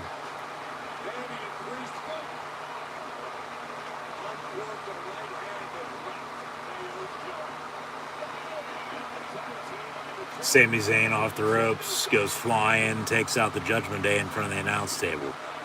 As there's about 5 terrible towels, a bucket, a couple kendo sticks laying around. Sami chant from the crowd. Where are we going now? Back into the ring. What do they got? A garbage can? Yep. 2 garbage cans make it.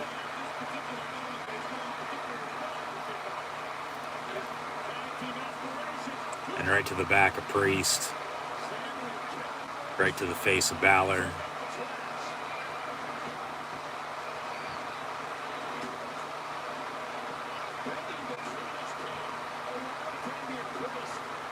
Now Owens and Zayn going to throw the garbage cans in the ring. Owens ripping off his shirt.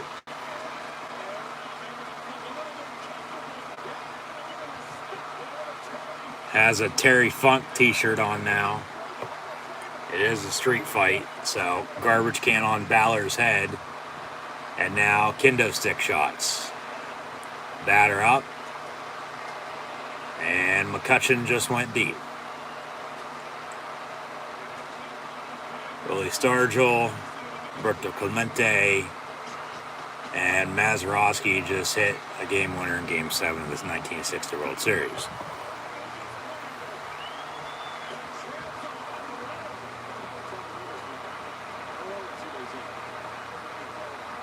Pirates do suck. I'll give Michael Cole that.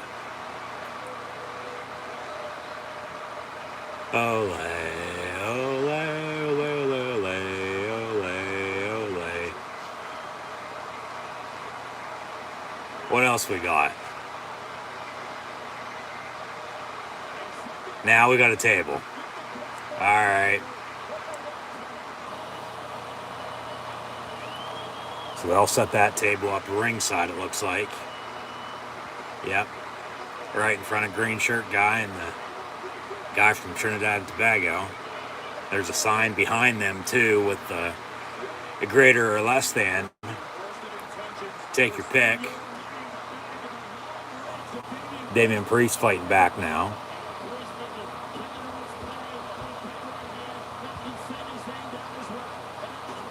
Oh, that was a hard shot.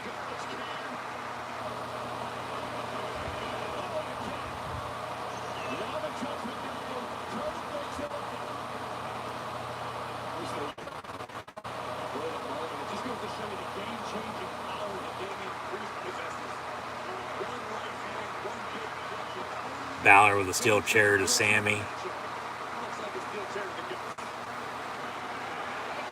Got a couple former NXT champions in this match. Judgment Day in control now in the ring. Steel chairs to Owens and Zayn.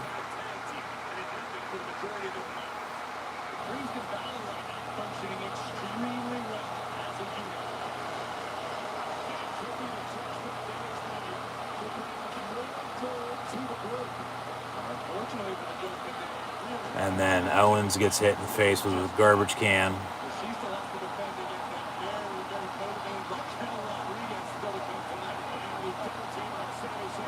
So here's the beatdown of Sami Zayn in the corner.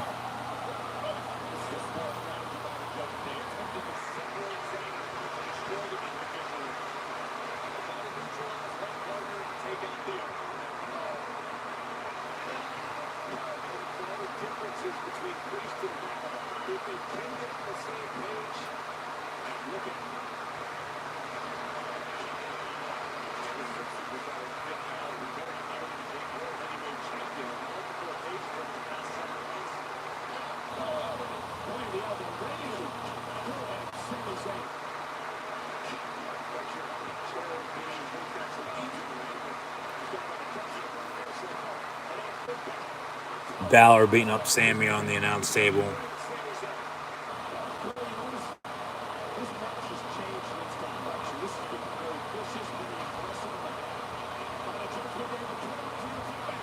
Yeah, Owens fighting back now.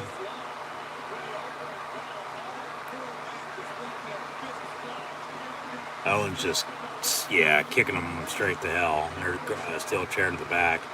Balor with a steel chair, but looks like they're going to hit each other with steel chairs, but Balor got the most of it. Here comes Sammy from behind on Finn with a steel chair as well, right to the gut. And also to the back.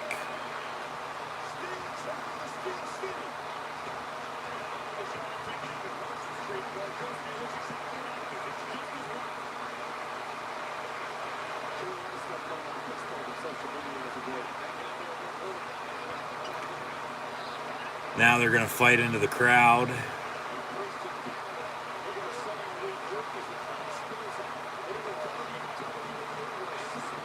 All right, what do we do here?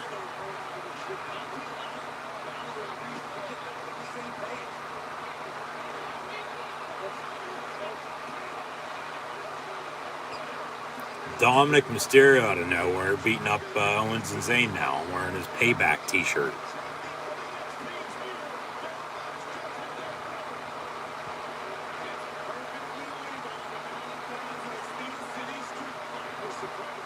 And then Sammy gets thrown over the barricade there into production as the Judgment Day celebrate. Where's Owens at? Where'd he go?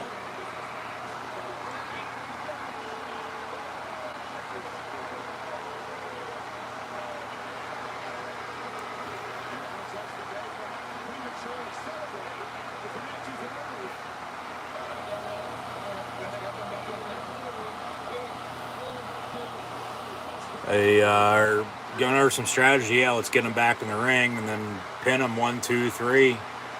Oh shit! Owens and Zayn, as Owens is busted open, they both put on Penguins jerseys and they got fucking hockey sticks. Owens is Marilyn Mew and Sami Zayn is Sidney Crosby. So we got some,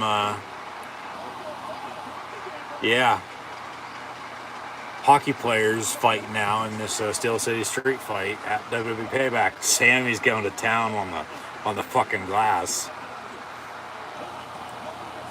That's good. Dom now has the one hockey stick. Owen's gonna take off his gloves. And yeah, we're gonna fight. That's good. And they're both from Canada too, so they can respect hockey. That's good. That's such good shit right there, man. Where the hell did Owens get busted open, though? That's the other question. Owens in his Lemieux jersey beating up Damian Priest. Sammy takes off his Sidney Crosby jersey because they're both Montreal Canadian fans, and continues to beat up Finn Balor.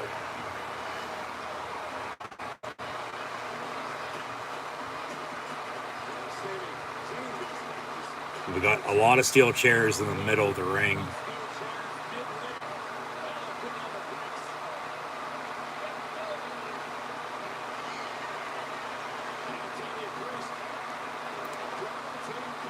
Finn gonna hit Sammy with a steel chair unless he moves out of the way. Priest is holding him from behind the ropes. Here comes Owens, who wiped his face. It looked like he was bleeding pretty bad.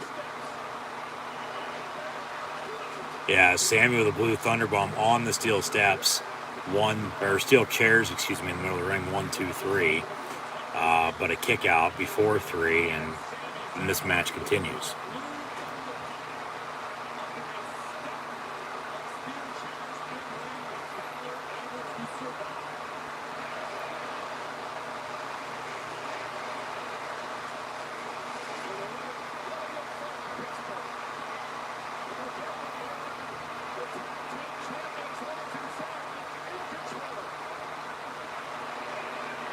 Now they're going to set up the chairs.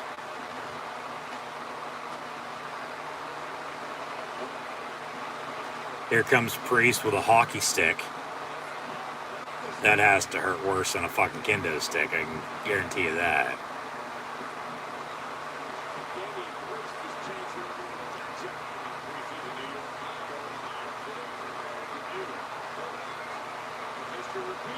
And then, oh shit. Sammy just got thrown through the steel chairs that were set up in the middle of the ring. 1, 2, and then Owens throws the steel chair at Priest to break up the count.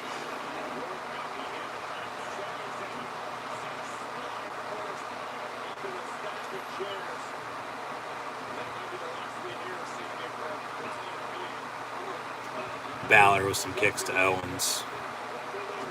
Owens like, come on, keep kicking me. Is that all you got, bitch? And then a drop kick into the announce table. And then Owens is fighting back now.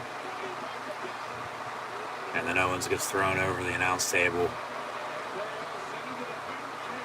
And then a garbage can.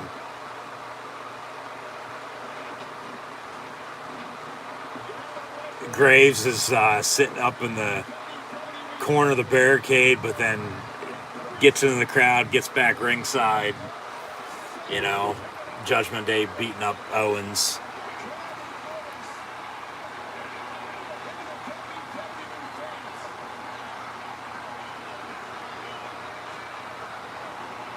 And now they're gonna fight back into the crowd. And then Owens face first into the fucking camera.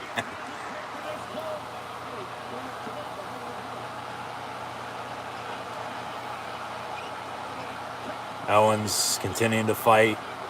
Owens fight.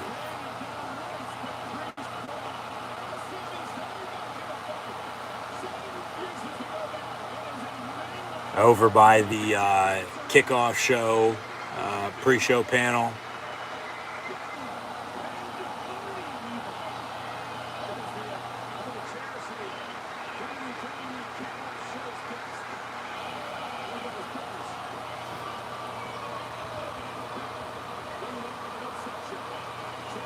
Sammy face first to Finn Balor off the top of that desk as he stands up on it.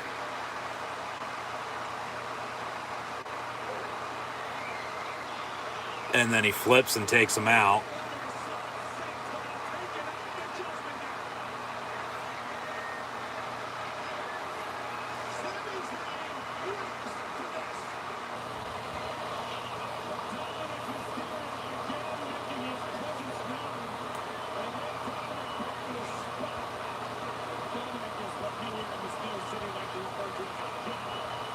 Yep.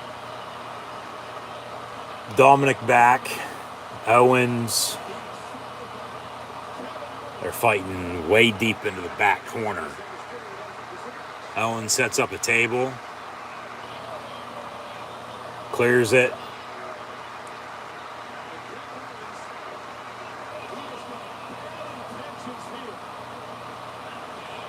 Owens gonna lay Dom down on the table, it looks like. Yep.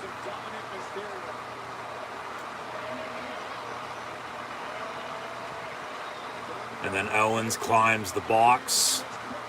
Oh shit. Kevin Owens going up top.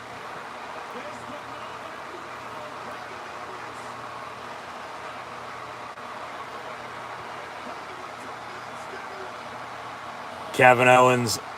Oh shit. Oh fuck. He landed a little too long on it. Holding his knee. Holy shit. Hopefully he's okay. That was good.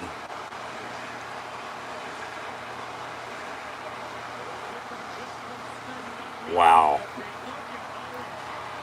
Jesus Christ. He's lucky. The Swanton threw Dominic Mysterio in the table as he got his balance from a fan in the crowd.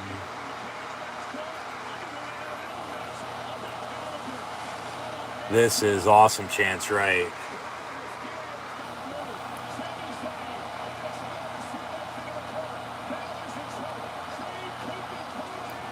Sammy now gonna go for a Luba kick.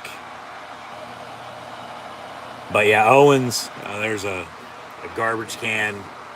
Cover 1, 2, kick out. Yeah, Owens landed a little too far on it. Hit the floor, but he still got enough of the table to, go through Dom in the table, and it broke. But that was damn good. This might be the best fucking match of the show thus far.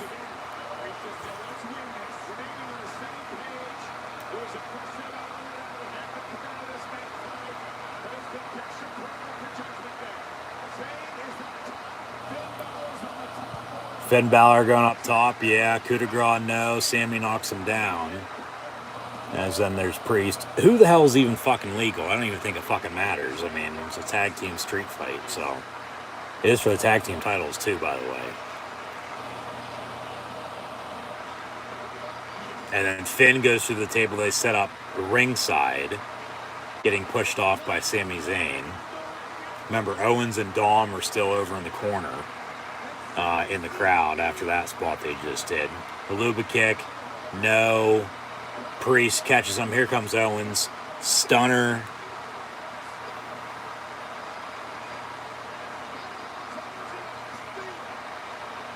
And then Owens, Sami Zayn with the Luba kick cover. 1, 2, and then JD McDonough pulls Sami Zayn out. So maybe Judgment Day can realize he's there to help him and helped out Damian Priest. And maybe eventually JD McDonough is going to be joining the Judgment Day too. There's Owens beating up JD, Jordan Devlin. And then a pop-up powerbomb. Ooh, on the fucking edge of the announce table.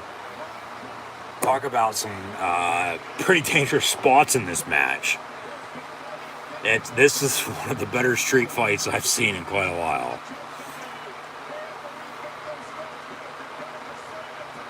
Here comes Rhea. Jesus Christ, she just fucking speared Owens through the timekeepers area. God damn. Through the barricade into the timekeepers area goes Owens. So they got the whole entire Judgment Day involved.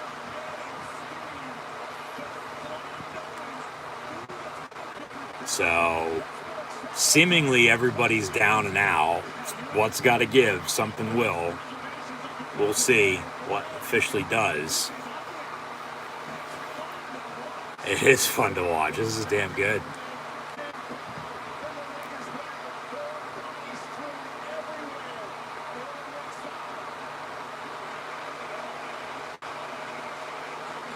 This is awesome chant.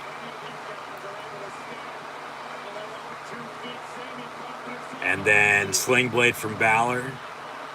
Balor in the corner with a kick to Sammy. Coup de grace incoming. This might do it. We might have new tag team champions. Finn Balor going up top. And a coup de grace misses as soon as he moves out of the way. And then Sammy into the corner. Slams him down. He's going to take his shirt off. Now here comes the Luba kick. Yep. And a cover. 1, 2, and then Dominic Mysterio with the Money in the Bank briefcase breaks up the pin, and then Finn covers Sammy as he rolls over. 1, 2, 3, and the Judgment Day win. What a match. That was a good finish. I'll give him that, yeah. That most definitely the fucking best match of the night. Yeah, by far. We have new tag team champions, though. The Judgment Day defeat Sami KO, Kevin Owens, and Sami Zayn. Wow, what a fucking match. What a fucking match. They got the whole entire Judgment Day involved as well.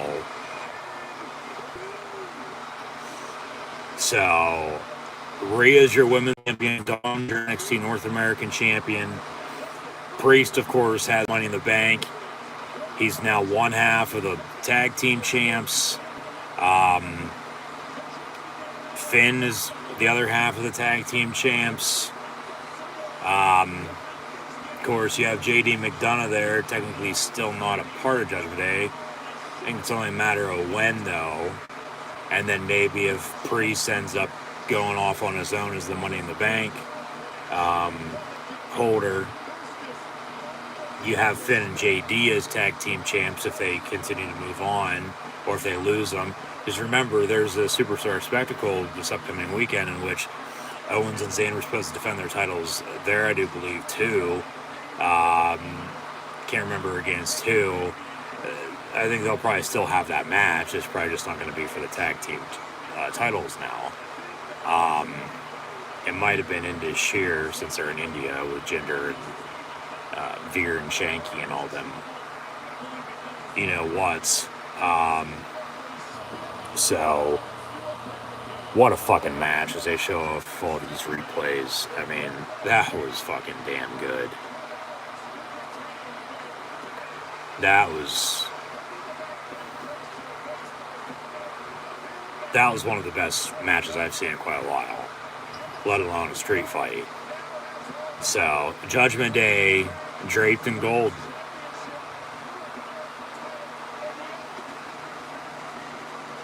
And they get Pyro, too, to end it. Wow.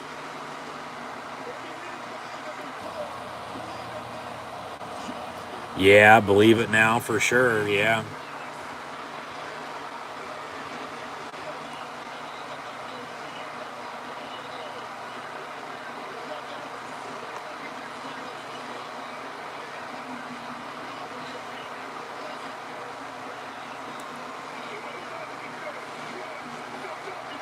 And Damian Priest saying the Judgment Day runs WWE.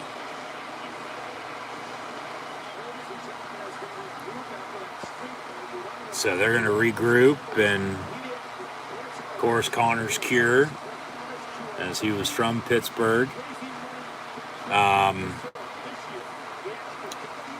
You have, of course, for the kids as well, with Thawne for Penn State. And they fade to black. As, Connor Skir started WrestleMania 30. Here we are coming up on WrestleMania 40. Hard to believe. And it looks like the Grayson Waller effect's going to be next with Cody Rhodes.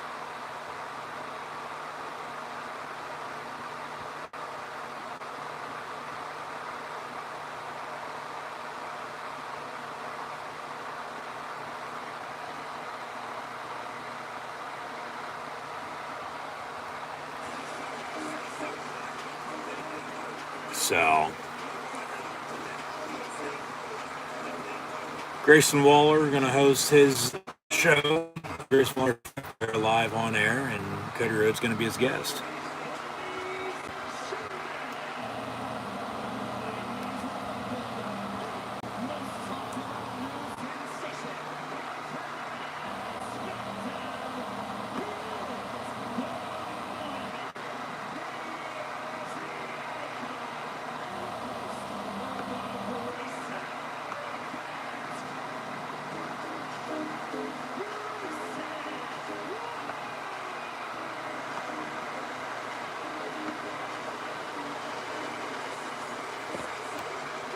All right, Grayson Waller effect. He's got Cody Rhodes as his guest.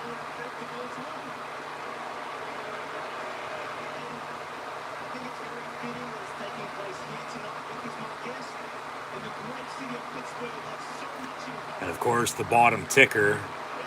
See if there's anything that sticks out. They always try to put a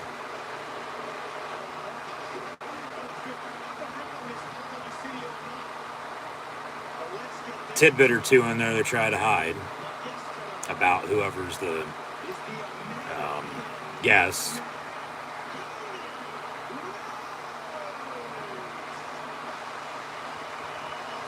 And now wrestling has more than one royal family, as we all know. So says Cody Rhodes, and McMahon's would beg to differ.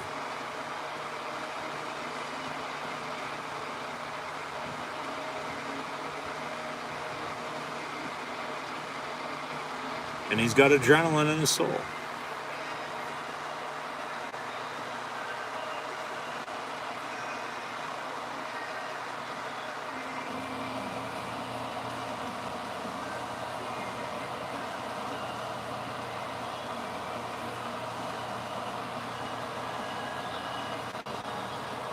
And whoa.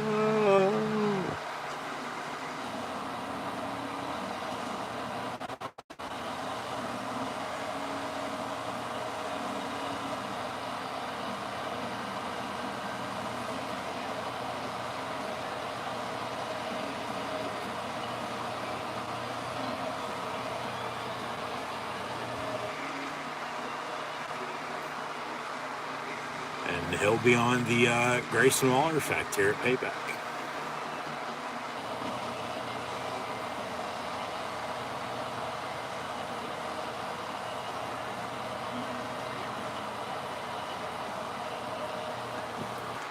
See what Cody's got to say.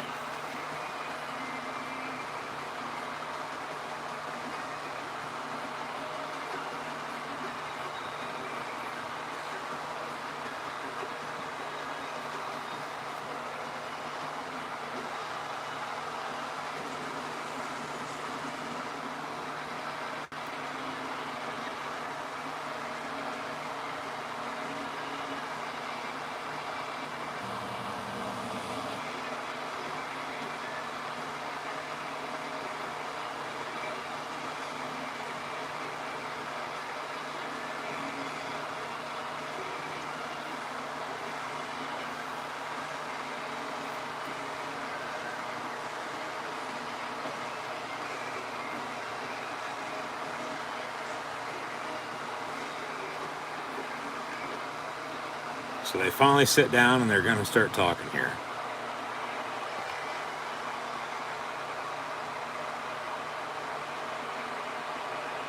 So, what do you guys want to talk about?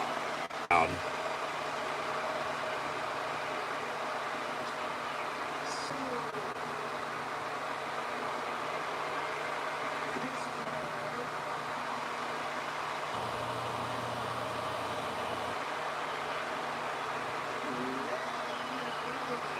And then it says, we're not doing that tonight.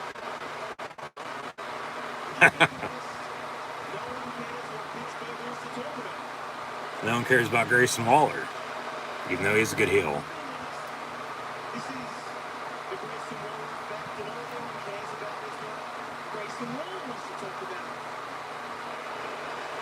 And, yeah, what did he tweet the other night?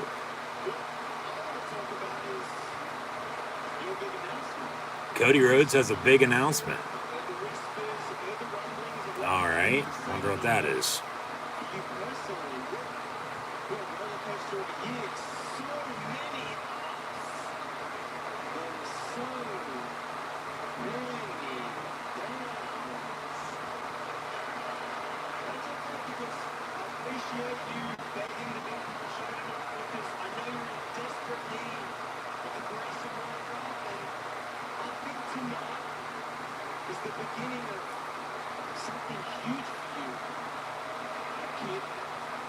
Oh, he called Cody Rhodes a kid.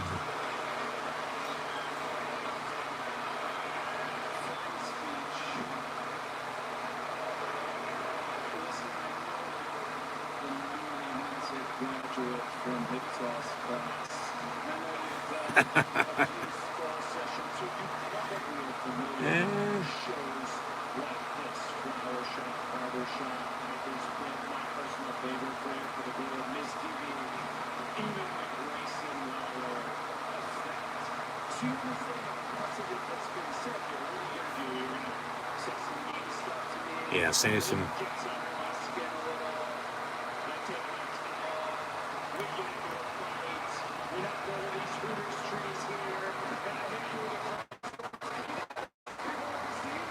Yeah.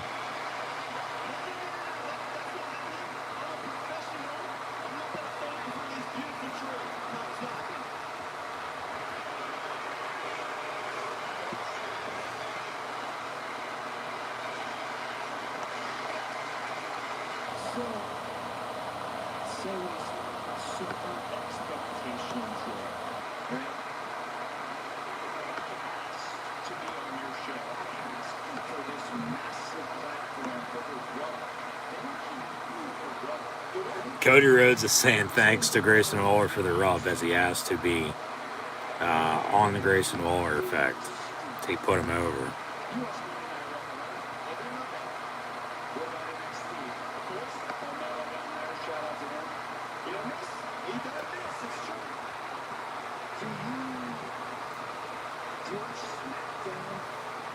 You watch Raw?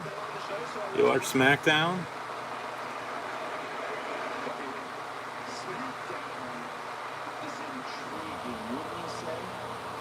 Sure. With Roman Reigns, yeah.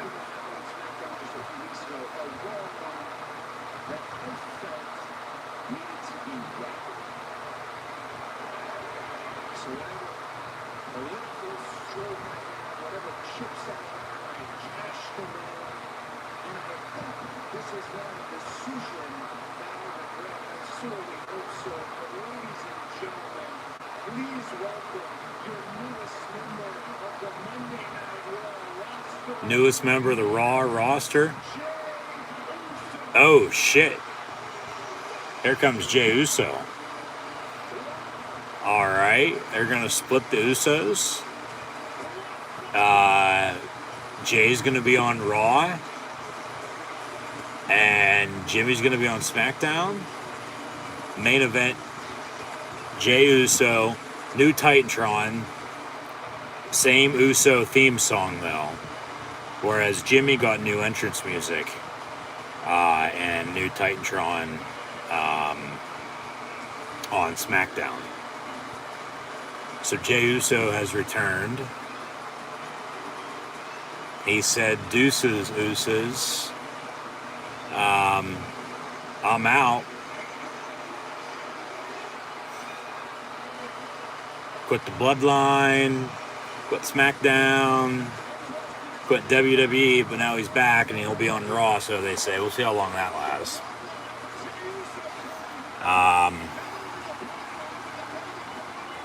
It sort of really gets them,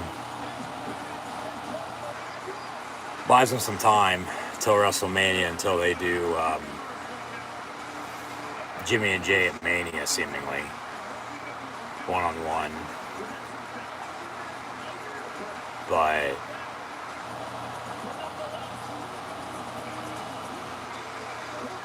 yeah, guess what? You out and I'm out too. And Deuces, he quit, but now he's back.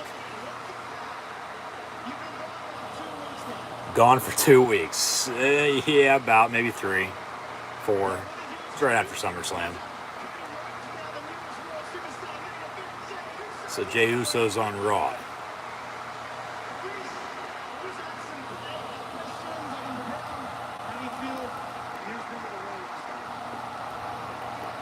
So we go from Cody Rhodes to Jey Uso on the Grayson Waller effect here at Payback.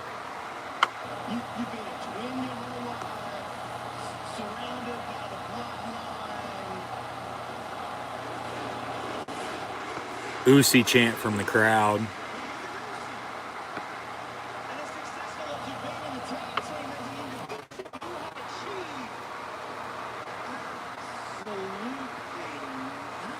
Achieving nothing.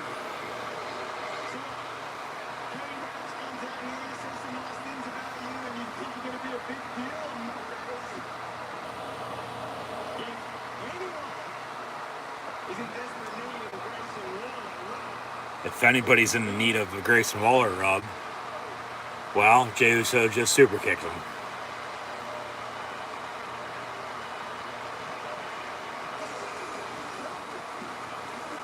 And Cody watched it all from the top of the ramp.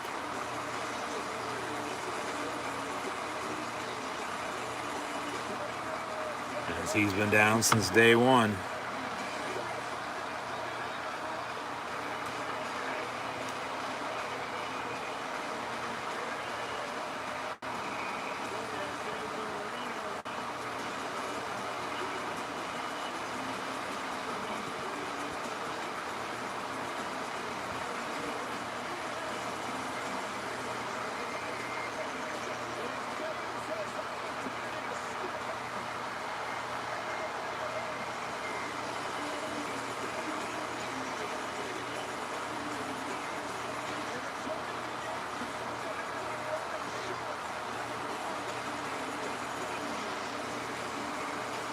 So replay the super kick, knocking him out.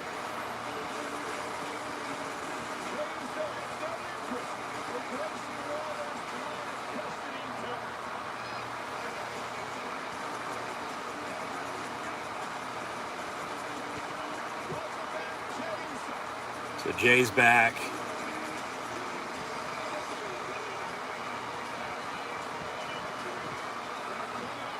And next will be Rhea Ripley and Raquel Rodriguez.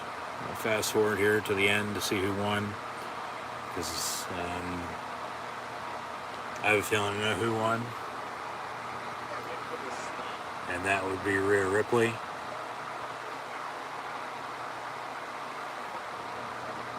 Retaining her title. Because she sure as hell ain't fucking losing it anytime soon.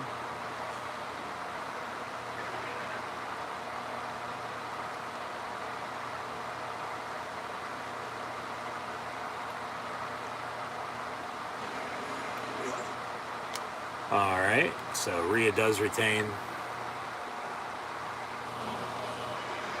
Dom got involved, but really it was more of a distraction than anything. Raquel power slammed him, but then Rhea with a kick, make it 2 kicks, and then the slam, and then the 1, 2, 3. So Rhea, you're a winner. And her and Dom celebrate as she's his mommy.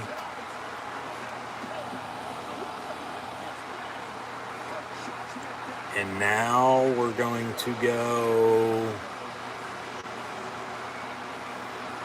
backstage. John Cena in a suit, even though he's still wearing his Cena merch under it. He's got a bow tie on. All right, he's going to do whatever the hell he wants as he hosts the show. Please welcome. We got the Judgment Day joining John Cena for an interview. Oh my. And the champs are here. Yes, they are. Dissension.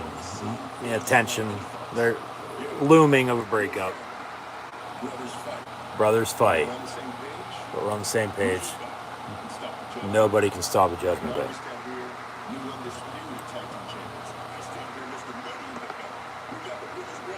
Yeah, they're draped with championships, and then Priest has a championship and waiting with the Money in the Bank.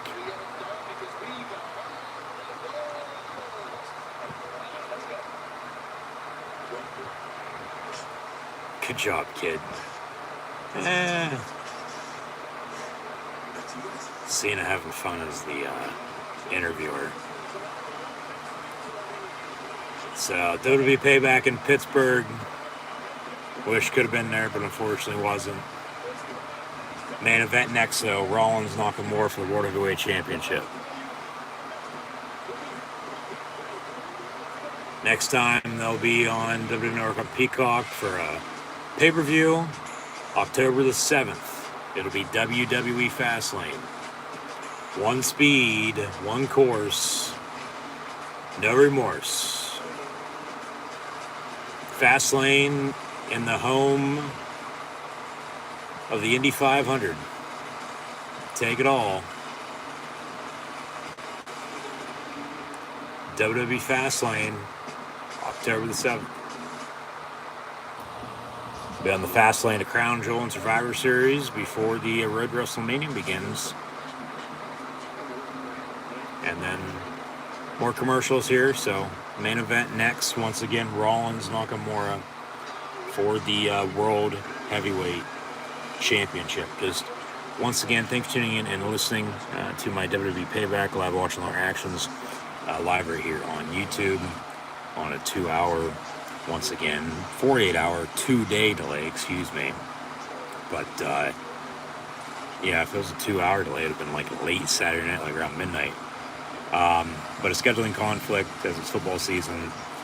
But from the Bray Wyatt tribute show, his memorial, to AW All In last Sunday, to football season beginning, to All Out last night, here we are watching WWE Payback 2 days after the fact. But just be sure to like, follow, and subscribe on social media. Links in the description below. Thanks for watching once more. Your host, Encyclopedia Sports, Cool and Luke 96. So, yeah, Facebook, Twitter, Instagram, YouTube, in the description below. Like, follow, and subscribe.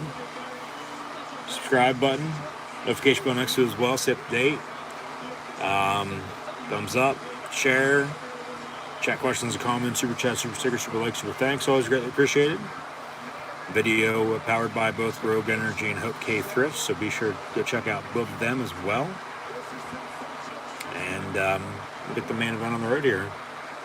Seth Rollins, Shinsuke Nakamura for the World Heavyweight Championship.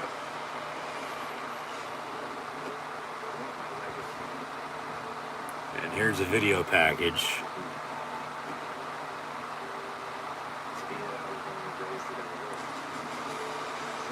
As Rollins won the world title back in May, Memorial Day weekend at Night of Champions. Here we are, Labor Day weekend, he's still champion, defending against Nakamura now. So he's won from AJ Styles, defend Balor, Shinsuke Nakamura. I'd say that's a pretty good list to be defending your title against and retaining against as well. I think it's going to be Cody Rhodes is the one to beat him for it. Come WrestleMania, I do. I know people are saying they want Cody and Reigns Part 2 in a rematch, but if they have Rock come in and they do Reigns Rock, that's going to be that match. And then Cody has to go do Rollins and win that world title. You know, Cody said, well, it's still not going to be finishing the story. It will be finishing the story in WWE's eyes because they put the title on. So, LA Knight's the other one to watch out for, you know, to be in a big slot come Mania season for sure. We'll see. But, yeah, Rollins Nakamura here next, but like I said earlier, too, if Styles didn't beat Rollins, let alone if Finn Balor didn't beat Rollins for the world title, unfortunately, Nakamura ain't either, so I would think Rollins is going to retain here. Close out the show, standing tall, still World Heavyweight Champion. So, we'll see who it is. But they brought in the injury storyline with Rollins. You know, glad to see Shinsuke in a big spot up on the main roster. It's been a while. You know, of course, he's a former NXT champion as well, as is Rollins, the very first NXT champion. But after Nakamura got called up to the main roster, okay, yeah, for a little bit there he was in a feud with AJ Styles for the WWE Championship, but then other than, you know, being Intercontinental Champion and everybody loved Rick Boogs, that got stale pretty fucking quick with him playing guitar. Just more so annoying than not, playing his fucking entrance, you know, while it's already playing, for God's sakes. Like, it's not like, you know, he's a one-man band. That's Heath Slater because he's got kids.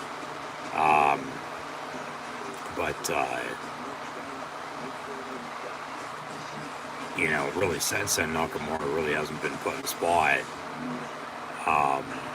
like this. I mean, they teased him in Reigns, but then they never did it. So now we're going to burn it down, and here comes the architect, Mr. Nickname, as I like to call him. He's a revolutionary, a visionary. Seth frickin' Rollins, and he's the World Heavyweight Champion. And he'll be defending against the King of Strong Style, Shinsuke Nakamura, here in the main event of WWE Payback. So once more, thanks for tuning in and listening. Be sure to like, follow, and subscribe to social media. Links in the description below. Scroll down, check out Facebook, Twitter, Instagram. Red subscribe button, notification button next to it, live right here on YouTube. Stay up to date. Thumbs up button if you're enjoying. Share hashtag WWE, hashtag Payback. Chat questions and comments, super chat, super sticker, super like, super thanks. Always greatly appreciated. Video powered by both Rogue Energy and HopeKThrifts. Rogue Energy. Be sure to get your favorite energy and hydration flavors in can or tub form. Shakers and Rogue Energy merch at the link in the description below. Use code Luke123 for 10% off. And then HopeKThrifts, secondhand resale shop that focuses on sustaining the environment in a cheap and fashionable way, as most items are $20 or less, and include brands like American Eagle, Converse, Free People, and Shine, among others. As HopeKThrifts is found on Depop, Instagram, Macari, and Poshmark. At HopeKThrifts, that's HopeKThrifts. So be sure to use the message seller code CHEAPTHRIFTS for 10% off. Link also in the description below as they serenade Seth Rollins. Oh.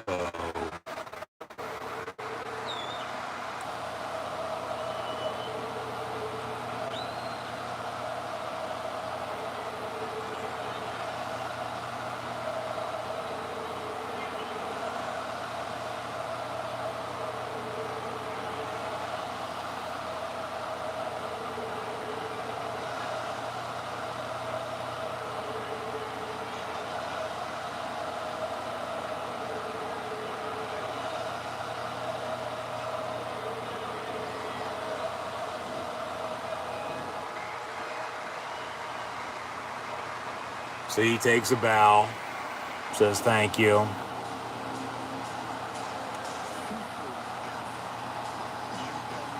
And Seth was once a brave man.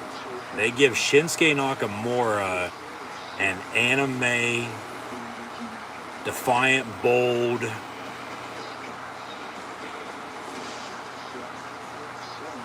but the storm has eroded him.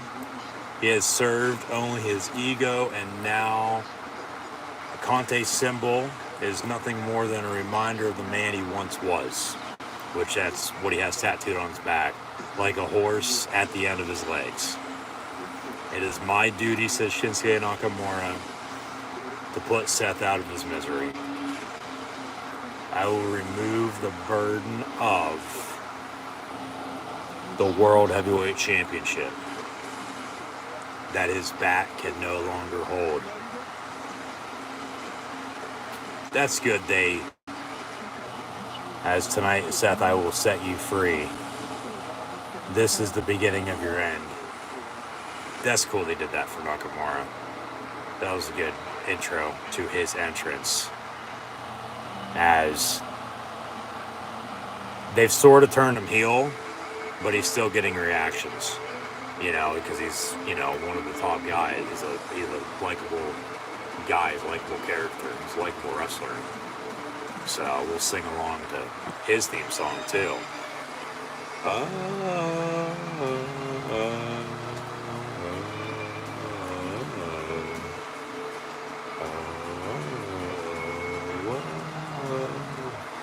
But yeah, Nakamura is in the main event of a pay-per-view, challenging for a title. Long overdue.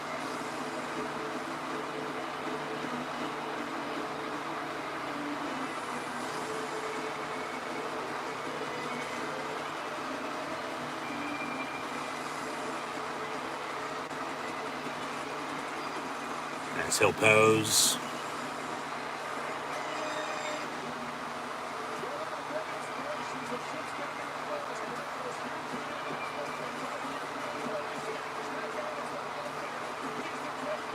Oh, the great Muda's there for Nakamura, is he?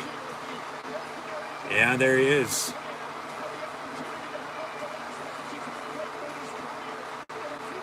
Yeah, Nakamura was one of the last to fight Muda before he retired.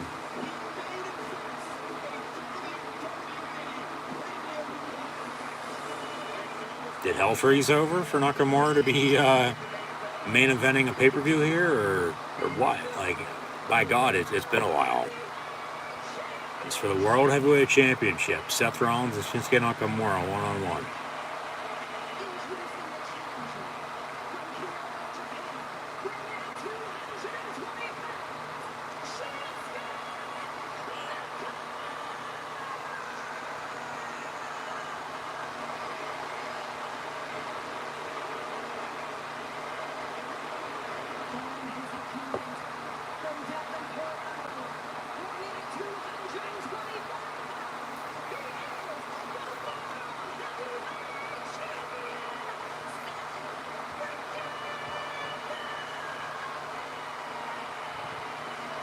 So here we go. We'll see how much time they give them. It says here we got about 35 minutes left of this pay-per-view.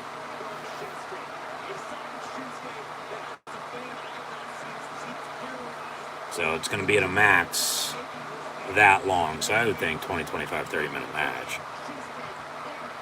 I don't know what time this officially would have started, though, come Saturday night to be a 3-hour pay-per-view. I mean, you're probably looking, honestly, probably around this time, now that we've, gone to the main event, but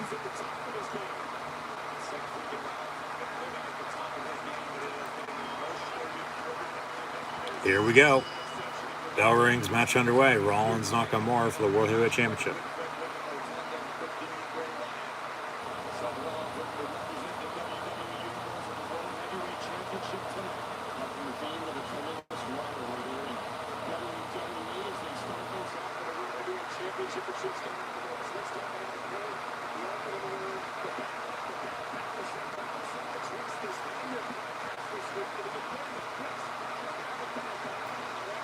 Let's go Rollins Nakamura chant from the crowd. And they're going to try to lock up in the middle of the ring here.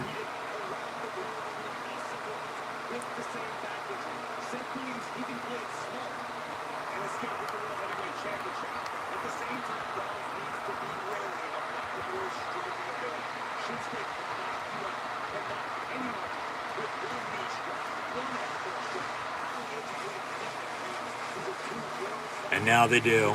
So the slow clap begins. Rollins behind Nakamura, and away we go.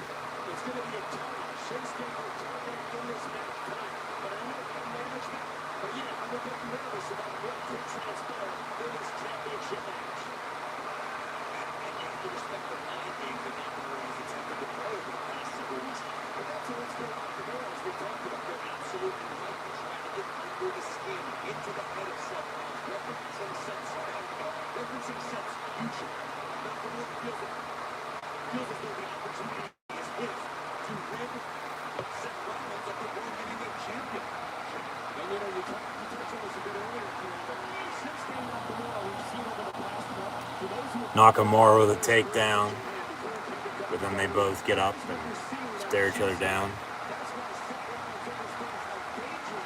Hashtag world title.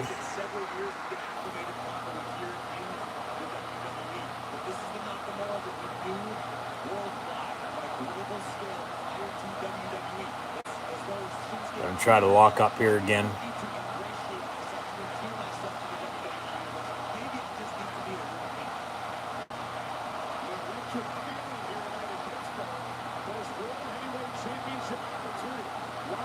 And a takedown. Now has his legs wrapped and has him in a submission here.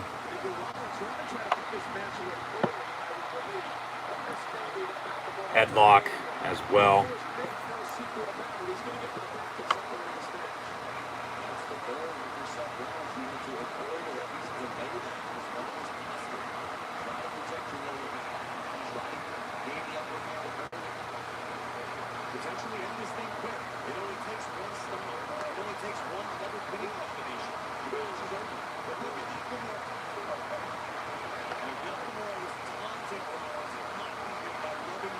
Come on.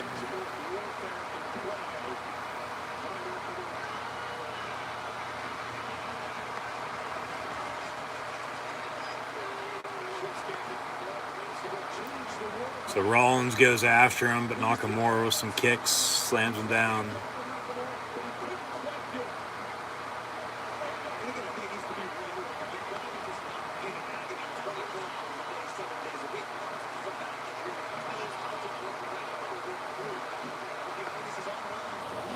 Rollins with some right hands here. Kicks into the corner. Crowd singing along.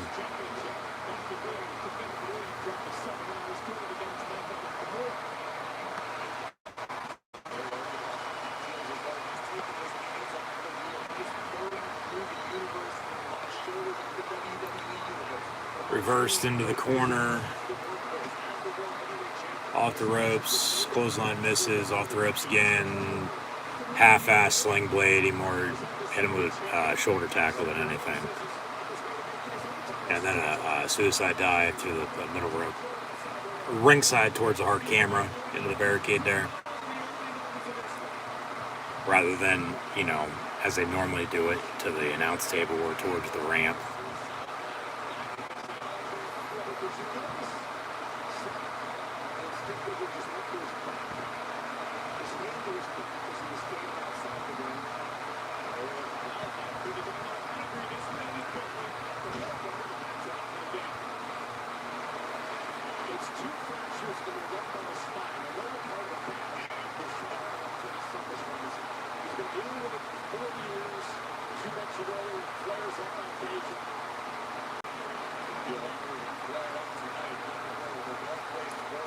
Nakamura, some kicks to the back of the champ.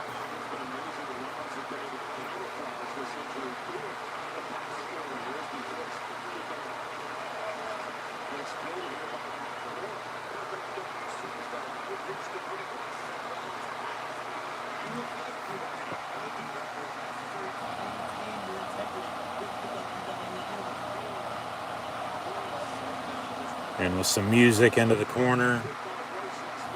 Yep.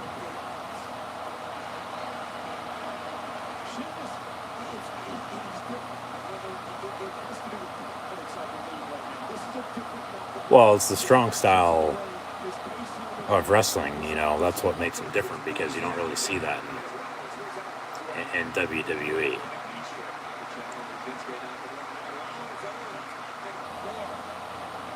What good did that do for Rollins? He literally jumped over the top rope basically for nothing. I mean, okay, he's gonna get back up and flip off and then moonsault landing it though, because Nakamura moved out of the way, and then another suicide dive in the barricade. But after Nakamura's in control, here's Rollins getting it back.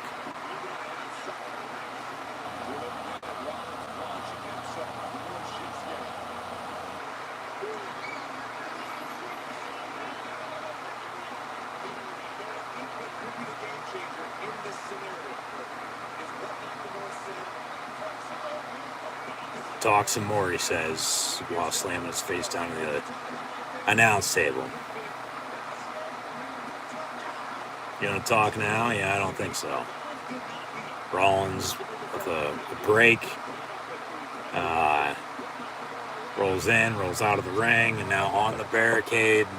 Cole and Graves move out of the way, but Nakamura gets up, picks him up, and slams him on to top of the announce table, but it doesn't break, so I am the table, and now into the barricade.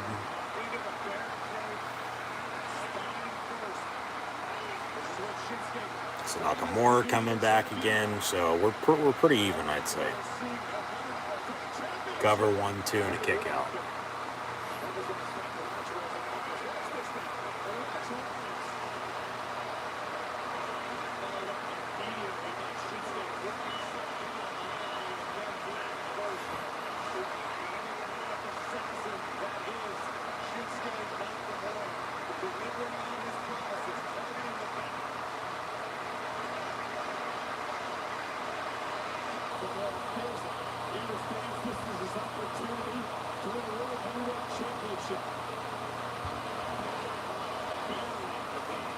Knee into the corner.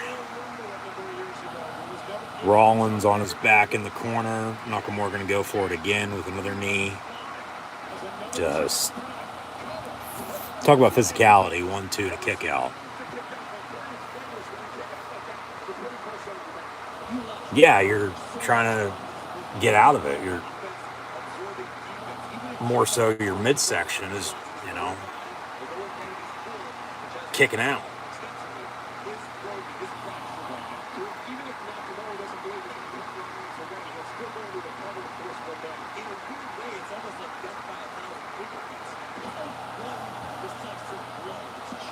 One, as they'll work the crossface.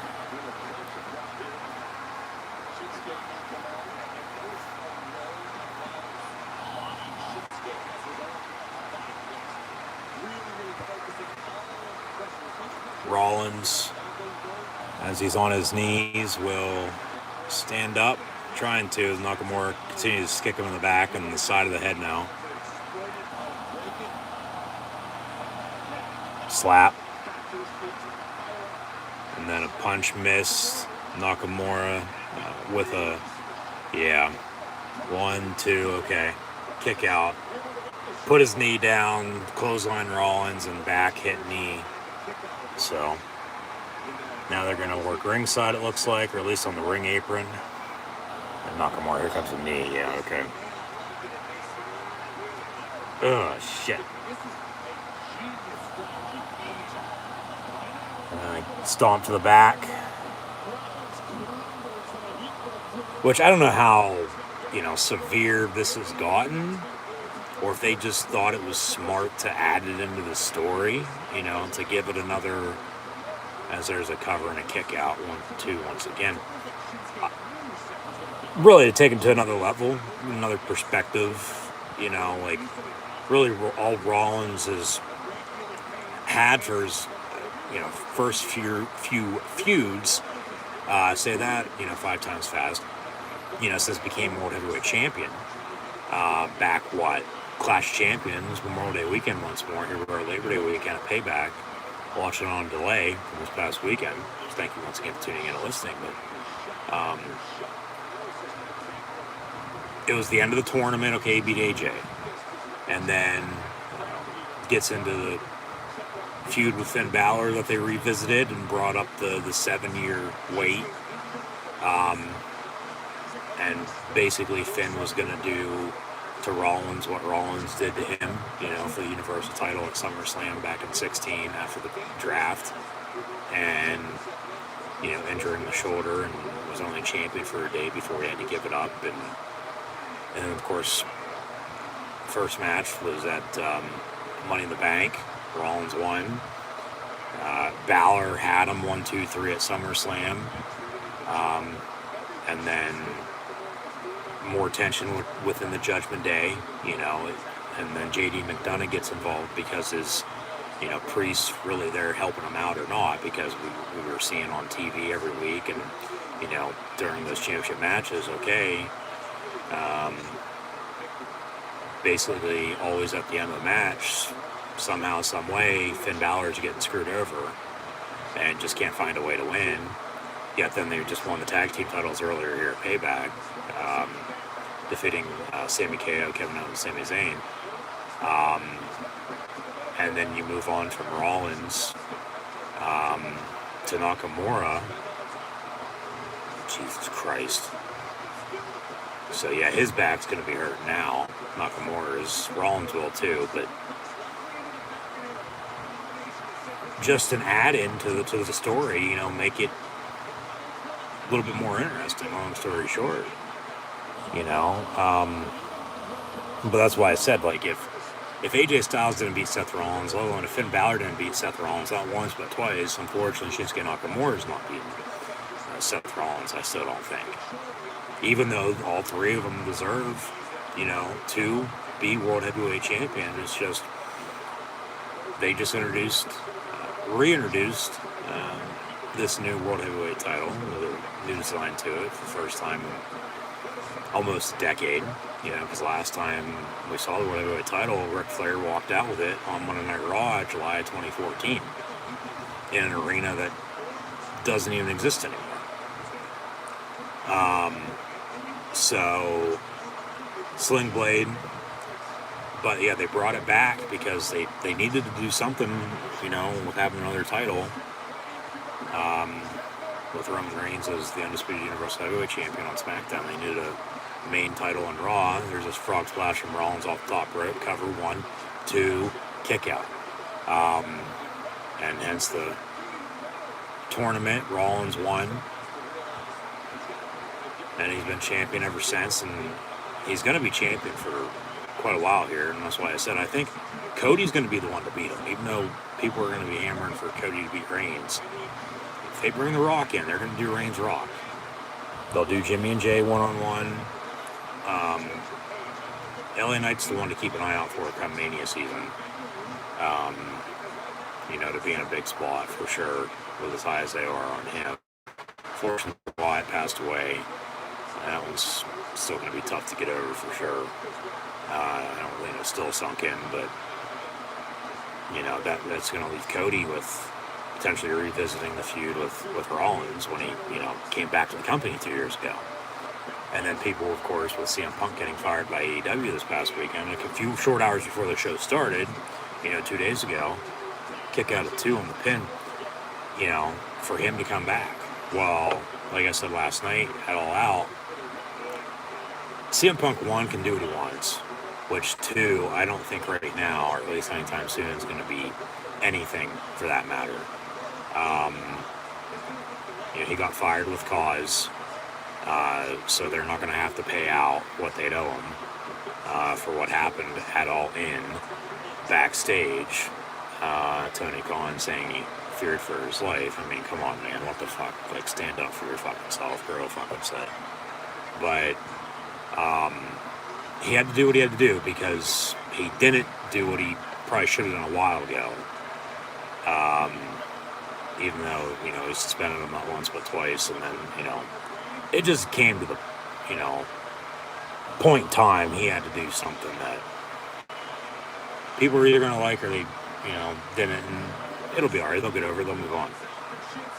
Stomp, misses, Nakamura from behind, but people are going to be hammering for him to come back. Well, money talks, I get that much. Report today that I guess Punk wanted to come back to the WWE, let alone was trying to get fired by AEW. Now, who knows what's true and what's not, you know, nowadays, especially social media. But if he comes back, I'm not going to be surprised, you know. But I honestly think, as I said last night, he's done in pro wrestling, at least for the time being. Because, I mean, shit, it was 8 years since he left WWE to come to AEW. You know, he got into MMA, we saw how that went. I think he's going to do more MMA broadcasting than anything. You know, like, but overall, I'll believe it when I see it happen, that he returns to the company. So, you know, maybe have some plans into that mix. I mean, shit, preview WrestleMania some more potentially right now here, Labor Day weekend, September of 2023, before April of 2024 rolls around. And I'll be in attendance for Mania, so be sure to keep an eye out for videos then. But, you know, we just saw Sami KO, Kevin Owens, and Sami Zayn lose the tag team titles. Are they going to be going at it again? I would think so in due time. You know, it's going to be WrestleMania 40, so they're going to go all in and all out. Like, they've already broken their previous records for, like, biggest WrestleMania ever. And the show hasn't even fucking happened yet. So, that's why I've been saying, including last night once more, like, pro wrestling is probably as hot as it's been in a good, you know, 25, 30 years. I wouldn't necessarily say ever, you know, it's been real hot in the past, you know, from back in the 80s and then the whole entire Attitude Era, you know, into the millennium. And I mean, yeah, it took a dip, but it's come back strong, as normally everything does if it, you know, at one point in time or another collapses or, you know, takes a dip. Kinshasa incoming for Nakamura. No, there's a super kick by Rollins, cover 1, 2, kick out. Ooh, just barely. Match continues here, so. Yeah, we'll see what happens. I mean, that's just why we got to watch. You know, that's the interesting, intriguing part about pro wrestling, as it's all scripted. It's all, you know, storytelling. It's a guy's soap opera. You know, weekly, you can say what you want about it. It's real, fake, doesn't matter.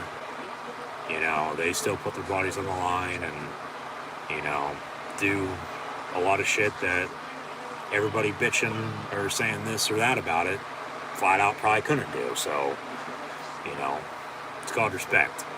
But, and it's also a two-way street. So, yeah, we'll see what happens. Just Payback, yeah, seemed to turn out to be a good show. Like I said, wish I would have been there, but scheduling conflict from Saturday night, so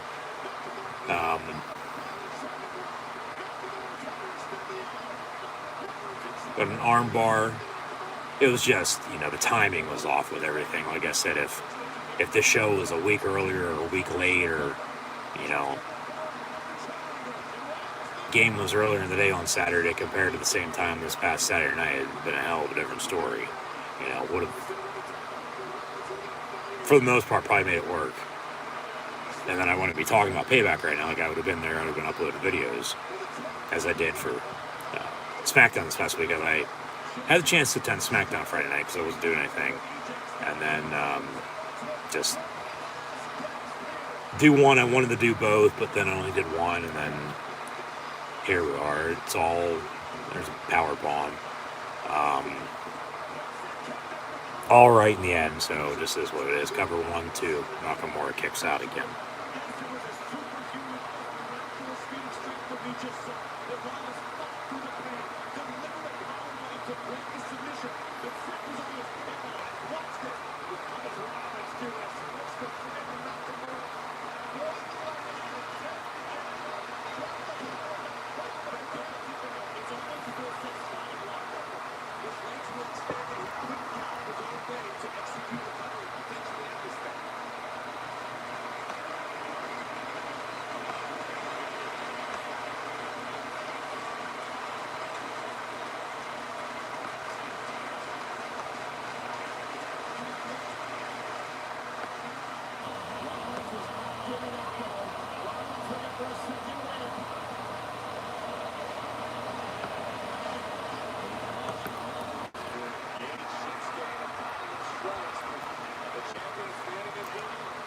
Nakamura with some forearms. Here comes Rollins fighting back.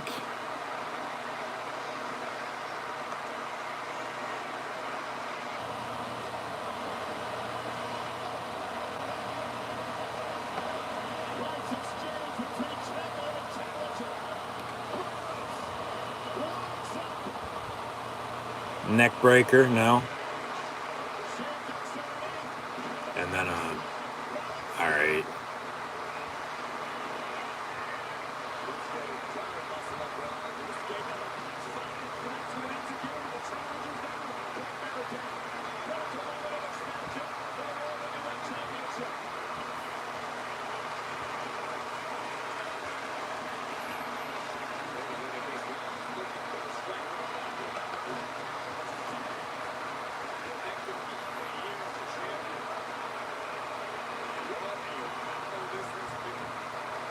Crowd's starting to sing along once more here.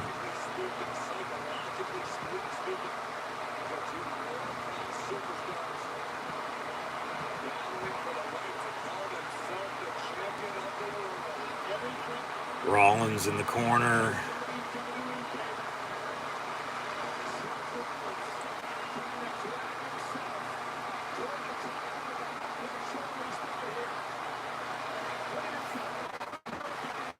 Probably a superplex, or I was going to say a moonsault, but here comes Nakamura, so.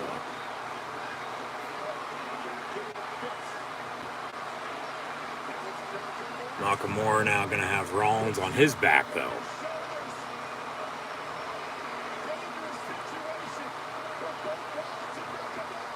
And then, ooh. All right, Nakamura fell back. Rollins hit 1-2 kick out. All right, match continues here. They should be going home here anytime, I would think. This match has been ongoing for a good at least 20 minutes. Yeah, Kinshasa from Nakamura. That's normally his finish. He's going to try to hit it again here.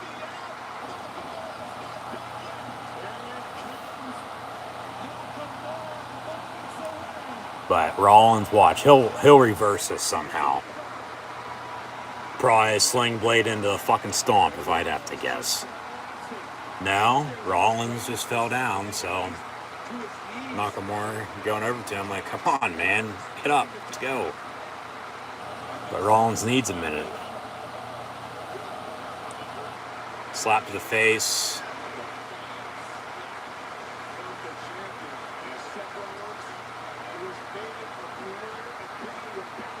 Now Rollins getting kicked in the chest.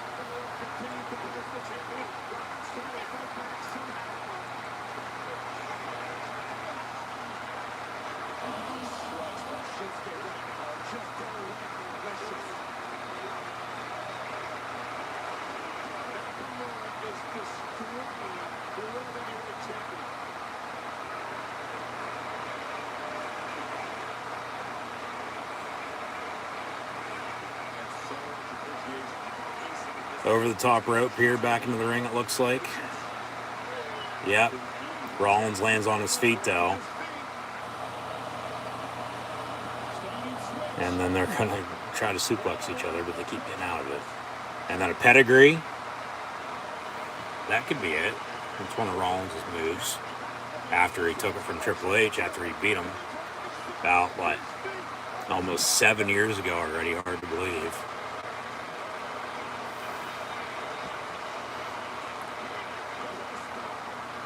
But that was also right after, you know, Rollins and Balor went at it at SummerSlam, and then Balor got hurt. Triple H hands the title to Kevin Owens, and then they started the Triple H Rollins feud. There's a stomp. Cover.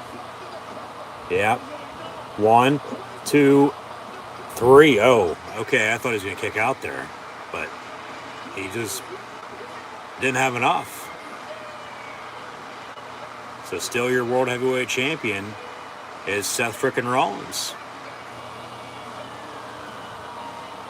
So a stomp, 1, 2. It looked like he was kicking out, but then it made the hand of the mat for a 3. So that'll do it for WWE Payback. We'll see how the show officially closes out here before they fade to black. I'm sure, well, yeah, here's some replays, but they might give a recap of everything that happened, which I thought the best match of the night by far, other than this, because it was pretty damn good. No doubt about it, was the tag team title match, as it was a Steel City street fight. One of the better street fights, let alone no DQ matches I've seen in quite a while, and overall match. So Owens went all out, balls to the fucking wall, doing what he did. They inserted this and that into the match and just went all out, literally. And then they lost. But Jey Uso's on Raw now, as Cody Rhodes introduced him on the Grayson Waller effect. Yeah, they will say thanks and sign off as Rollins celebrates. As he catches his breath, as he's exhausted. Nakamura is still just walking around ringside though. And then there's the video package. That does it for WWE Pack. With your full results of Becky Lynch defeating Trish Stratus inside of a steel cage. John Cena hosted Payback, but then was a special guest referee for LA Knight and The Miz, in which, let me talk to you. Miz is a dummy. LA Knight defeating The Miz. Rey Mysterio, so United States Champion, defeating Austin Theory. Judgment Day, your new WWE Tag Team Champions, defeating Sami Zayn, Kevin Owens, Sami Zayn in a Steel City street fight, in which I thought was the best match of the night.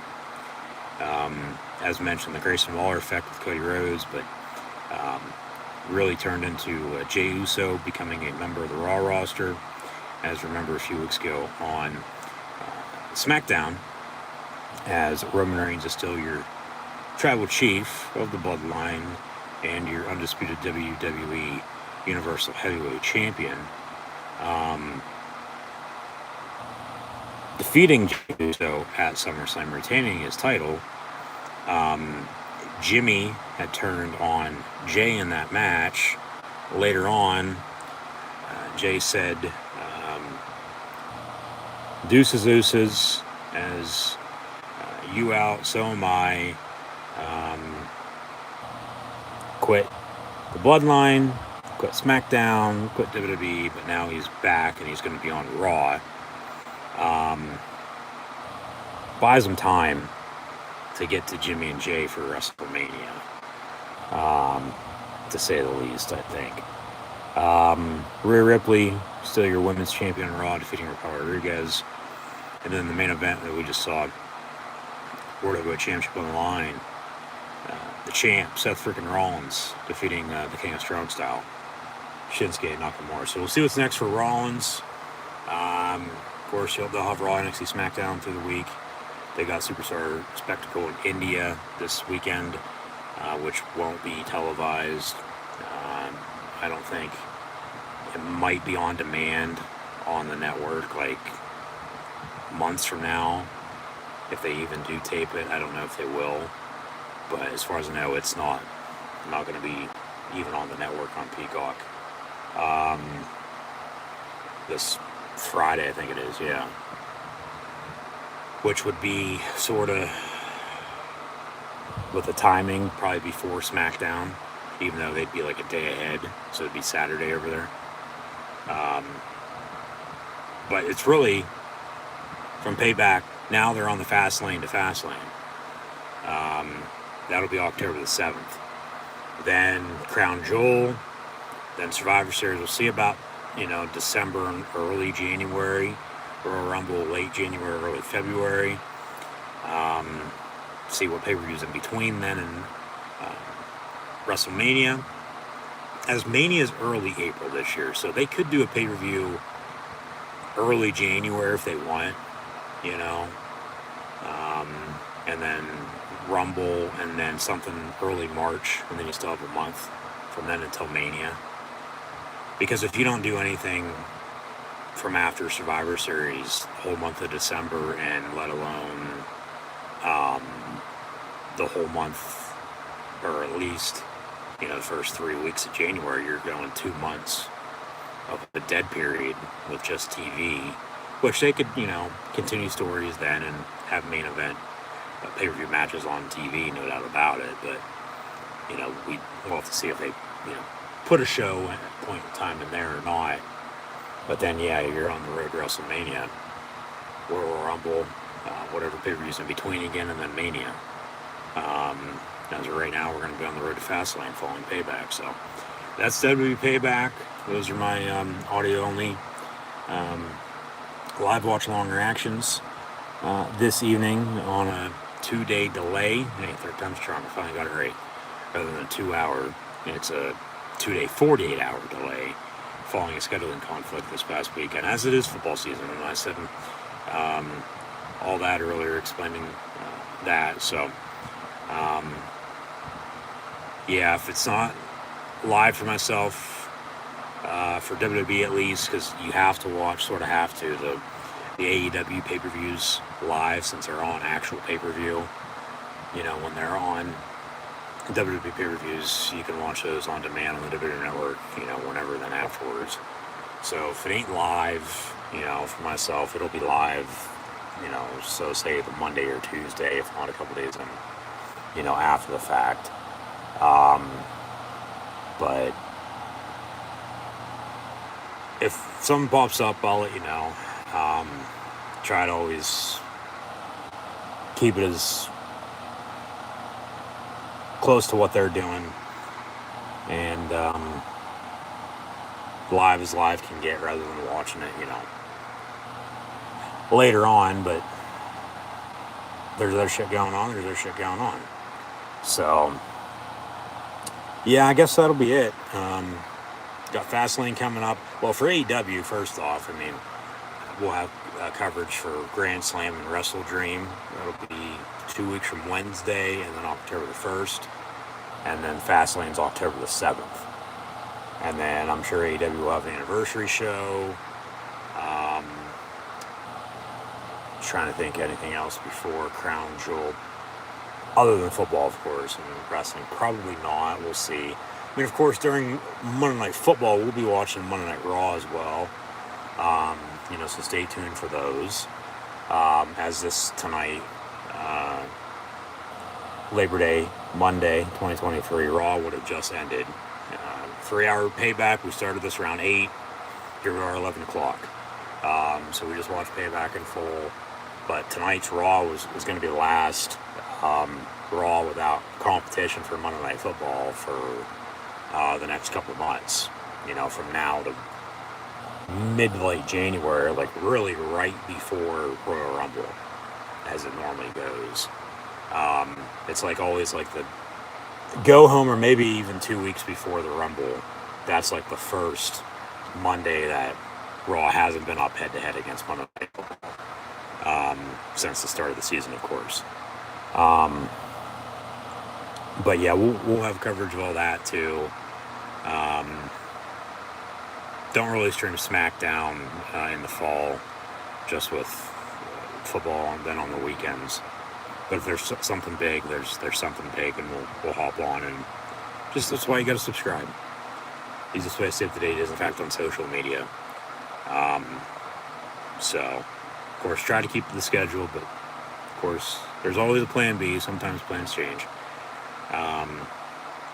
But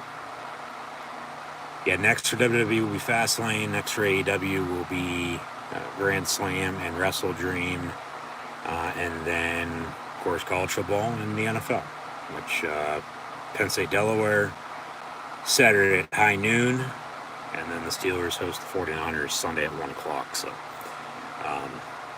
just be sure to subscribe. Links in the description below, and thanks once again for listening to my WWE Payback live watch-along reactions over on YouTube. That'll do it for myself, your host, Encyclopedia Sports, Quinn Luke 96.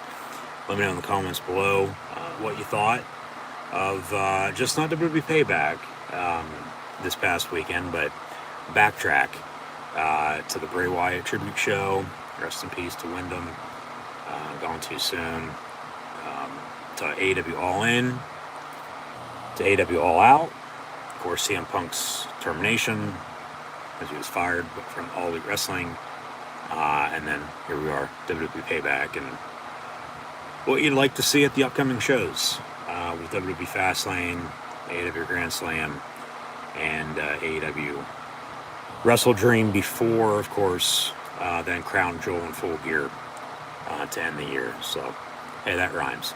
But yeah, hey, like, follow, and subscribe. Thanks once again for tuning in and listening, and I'll see everybody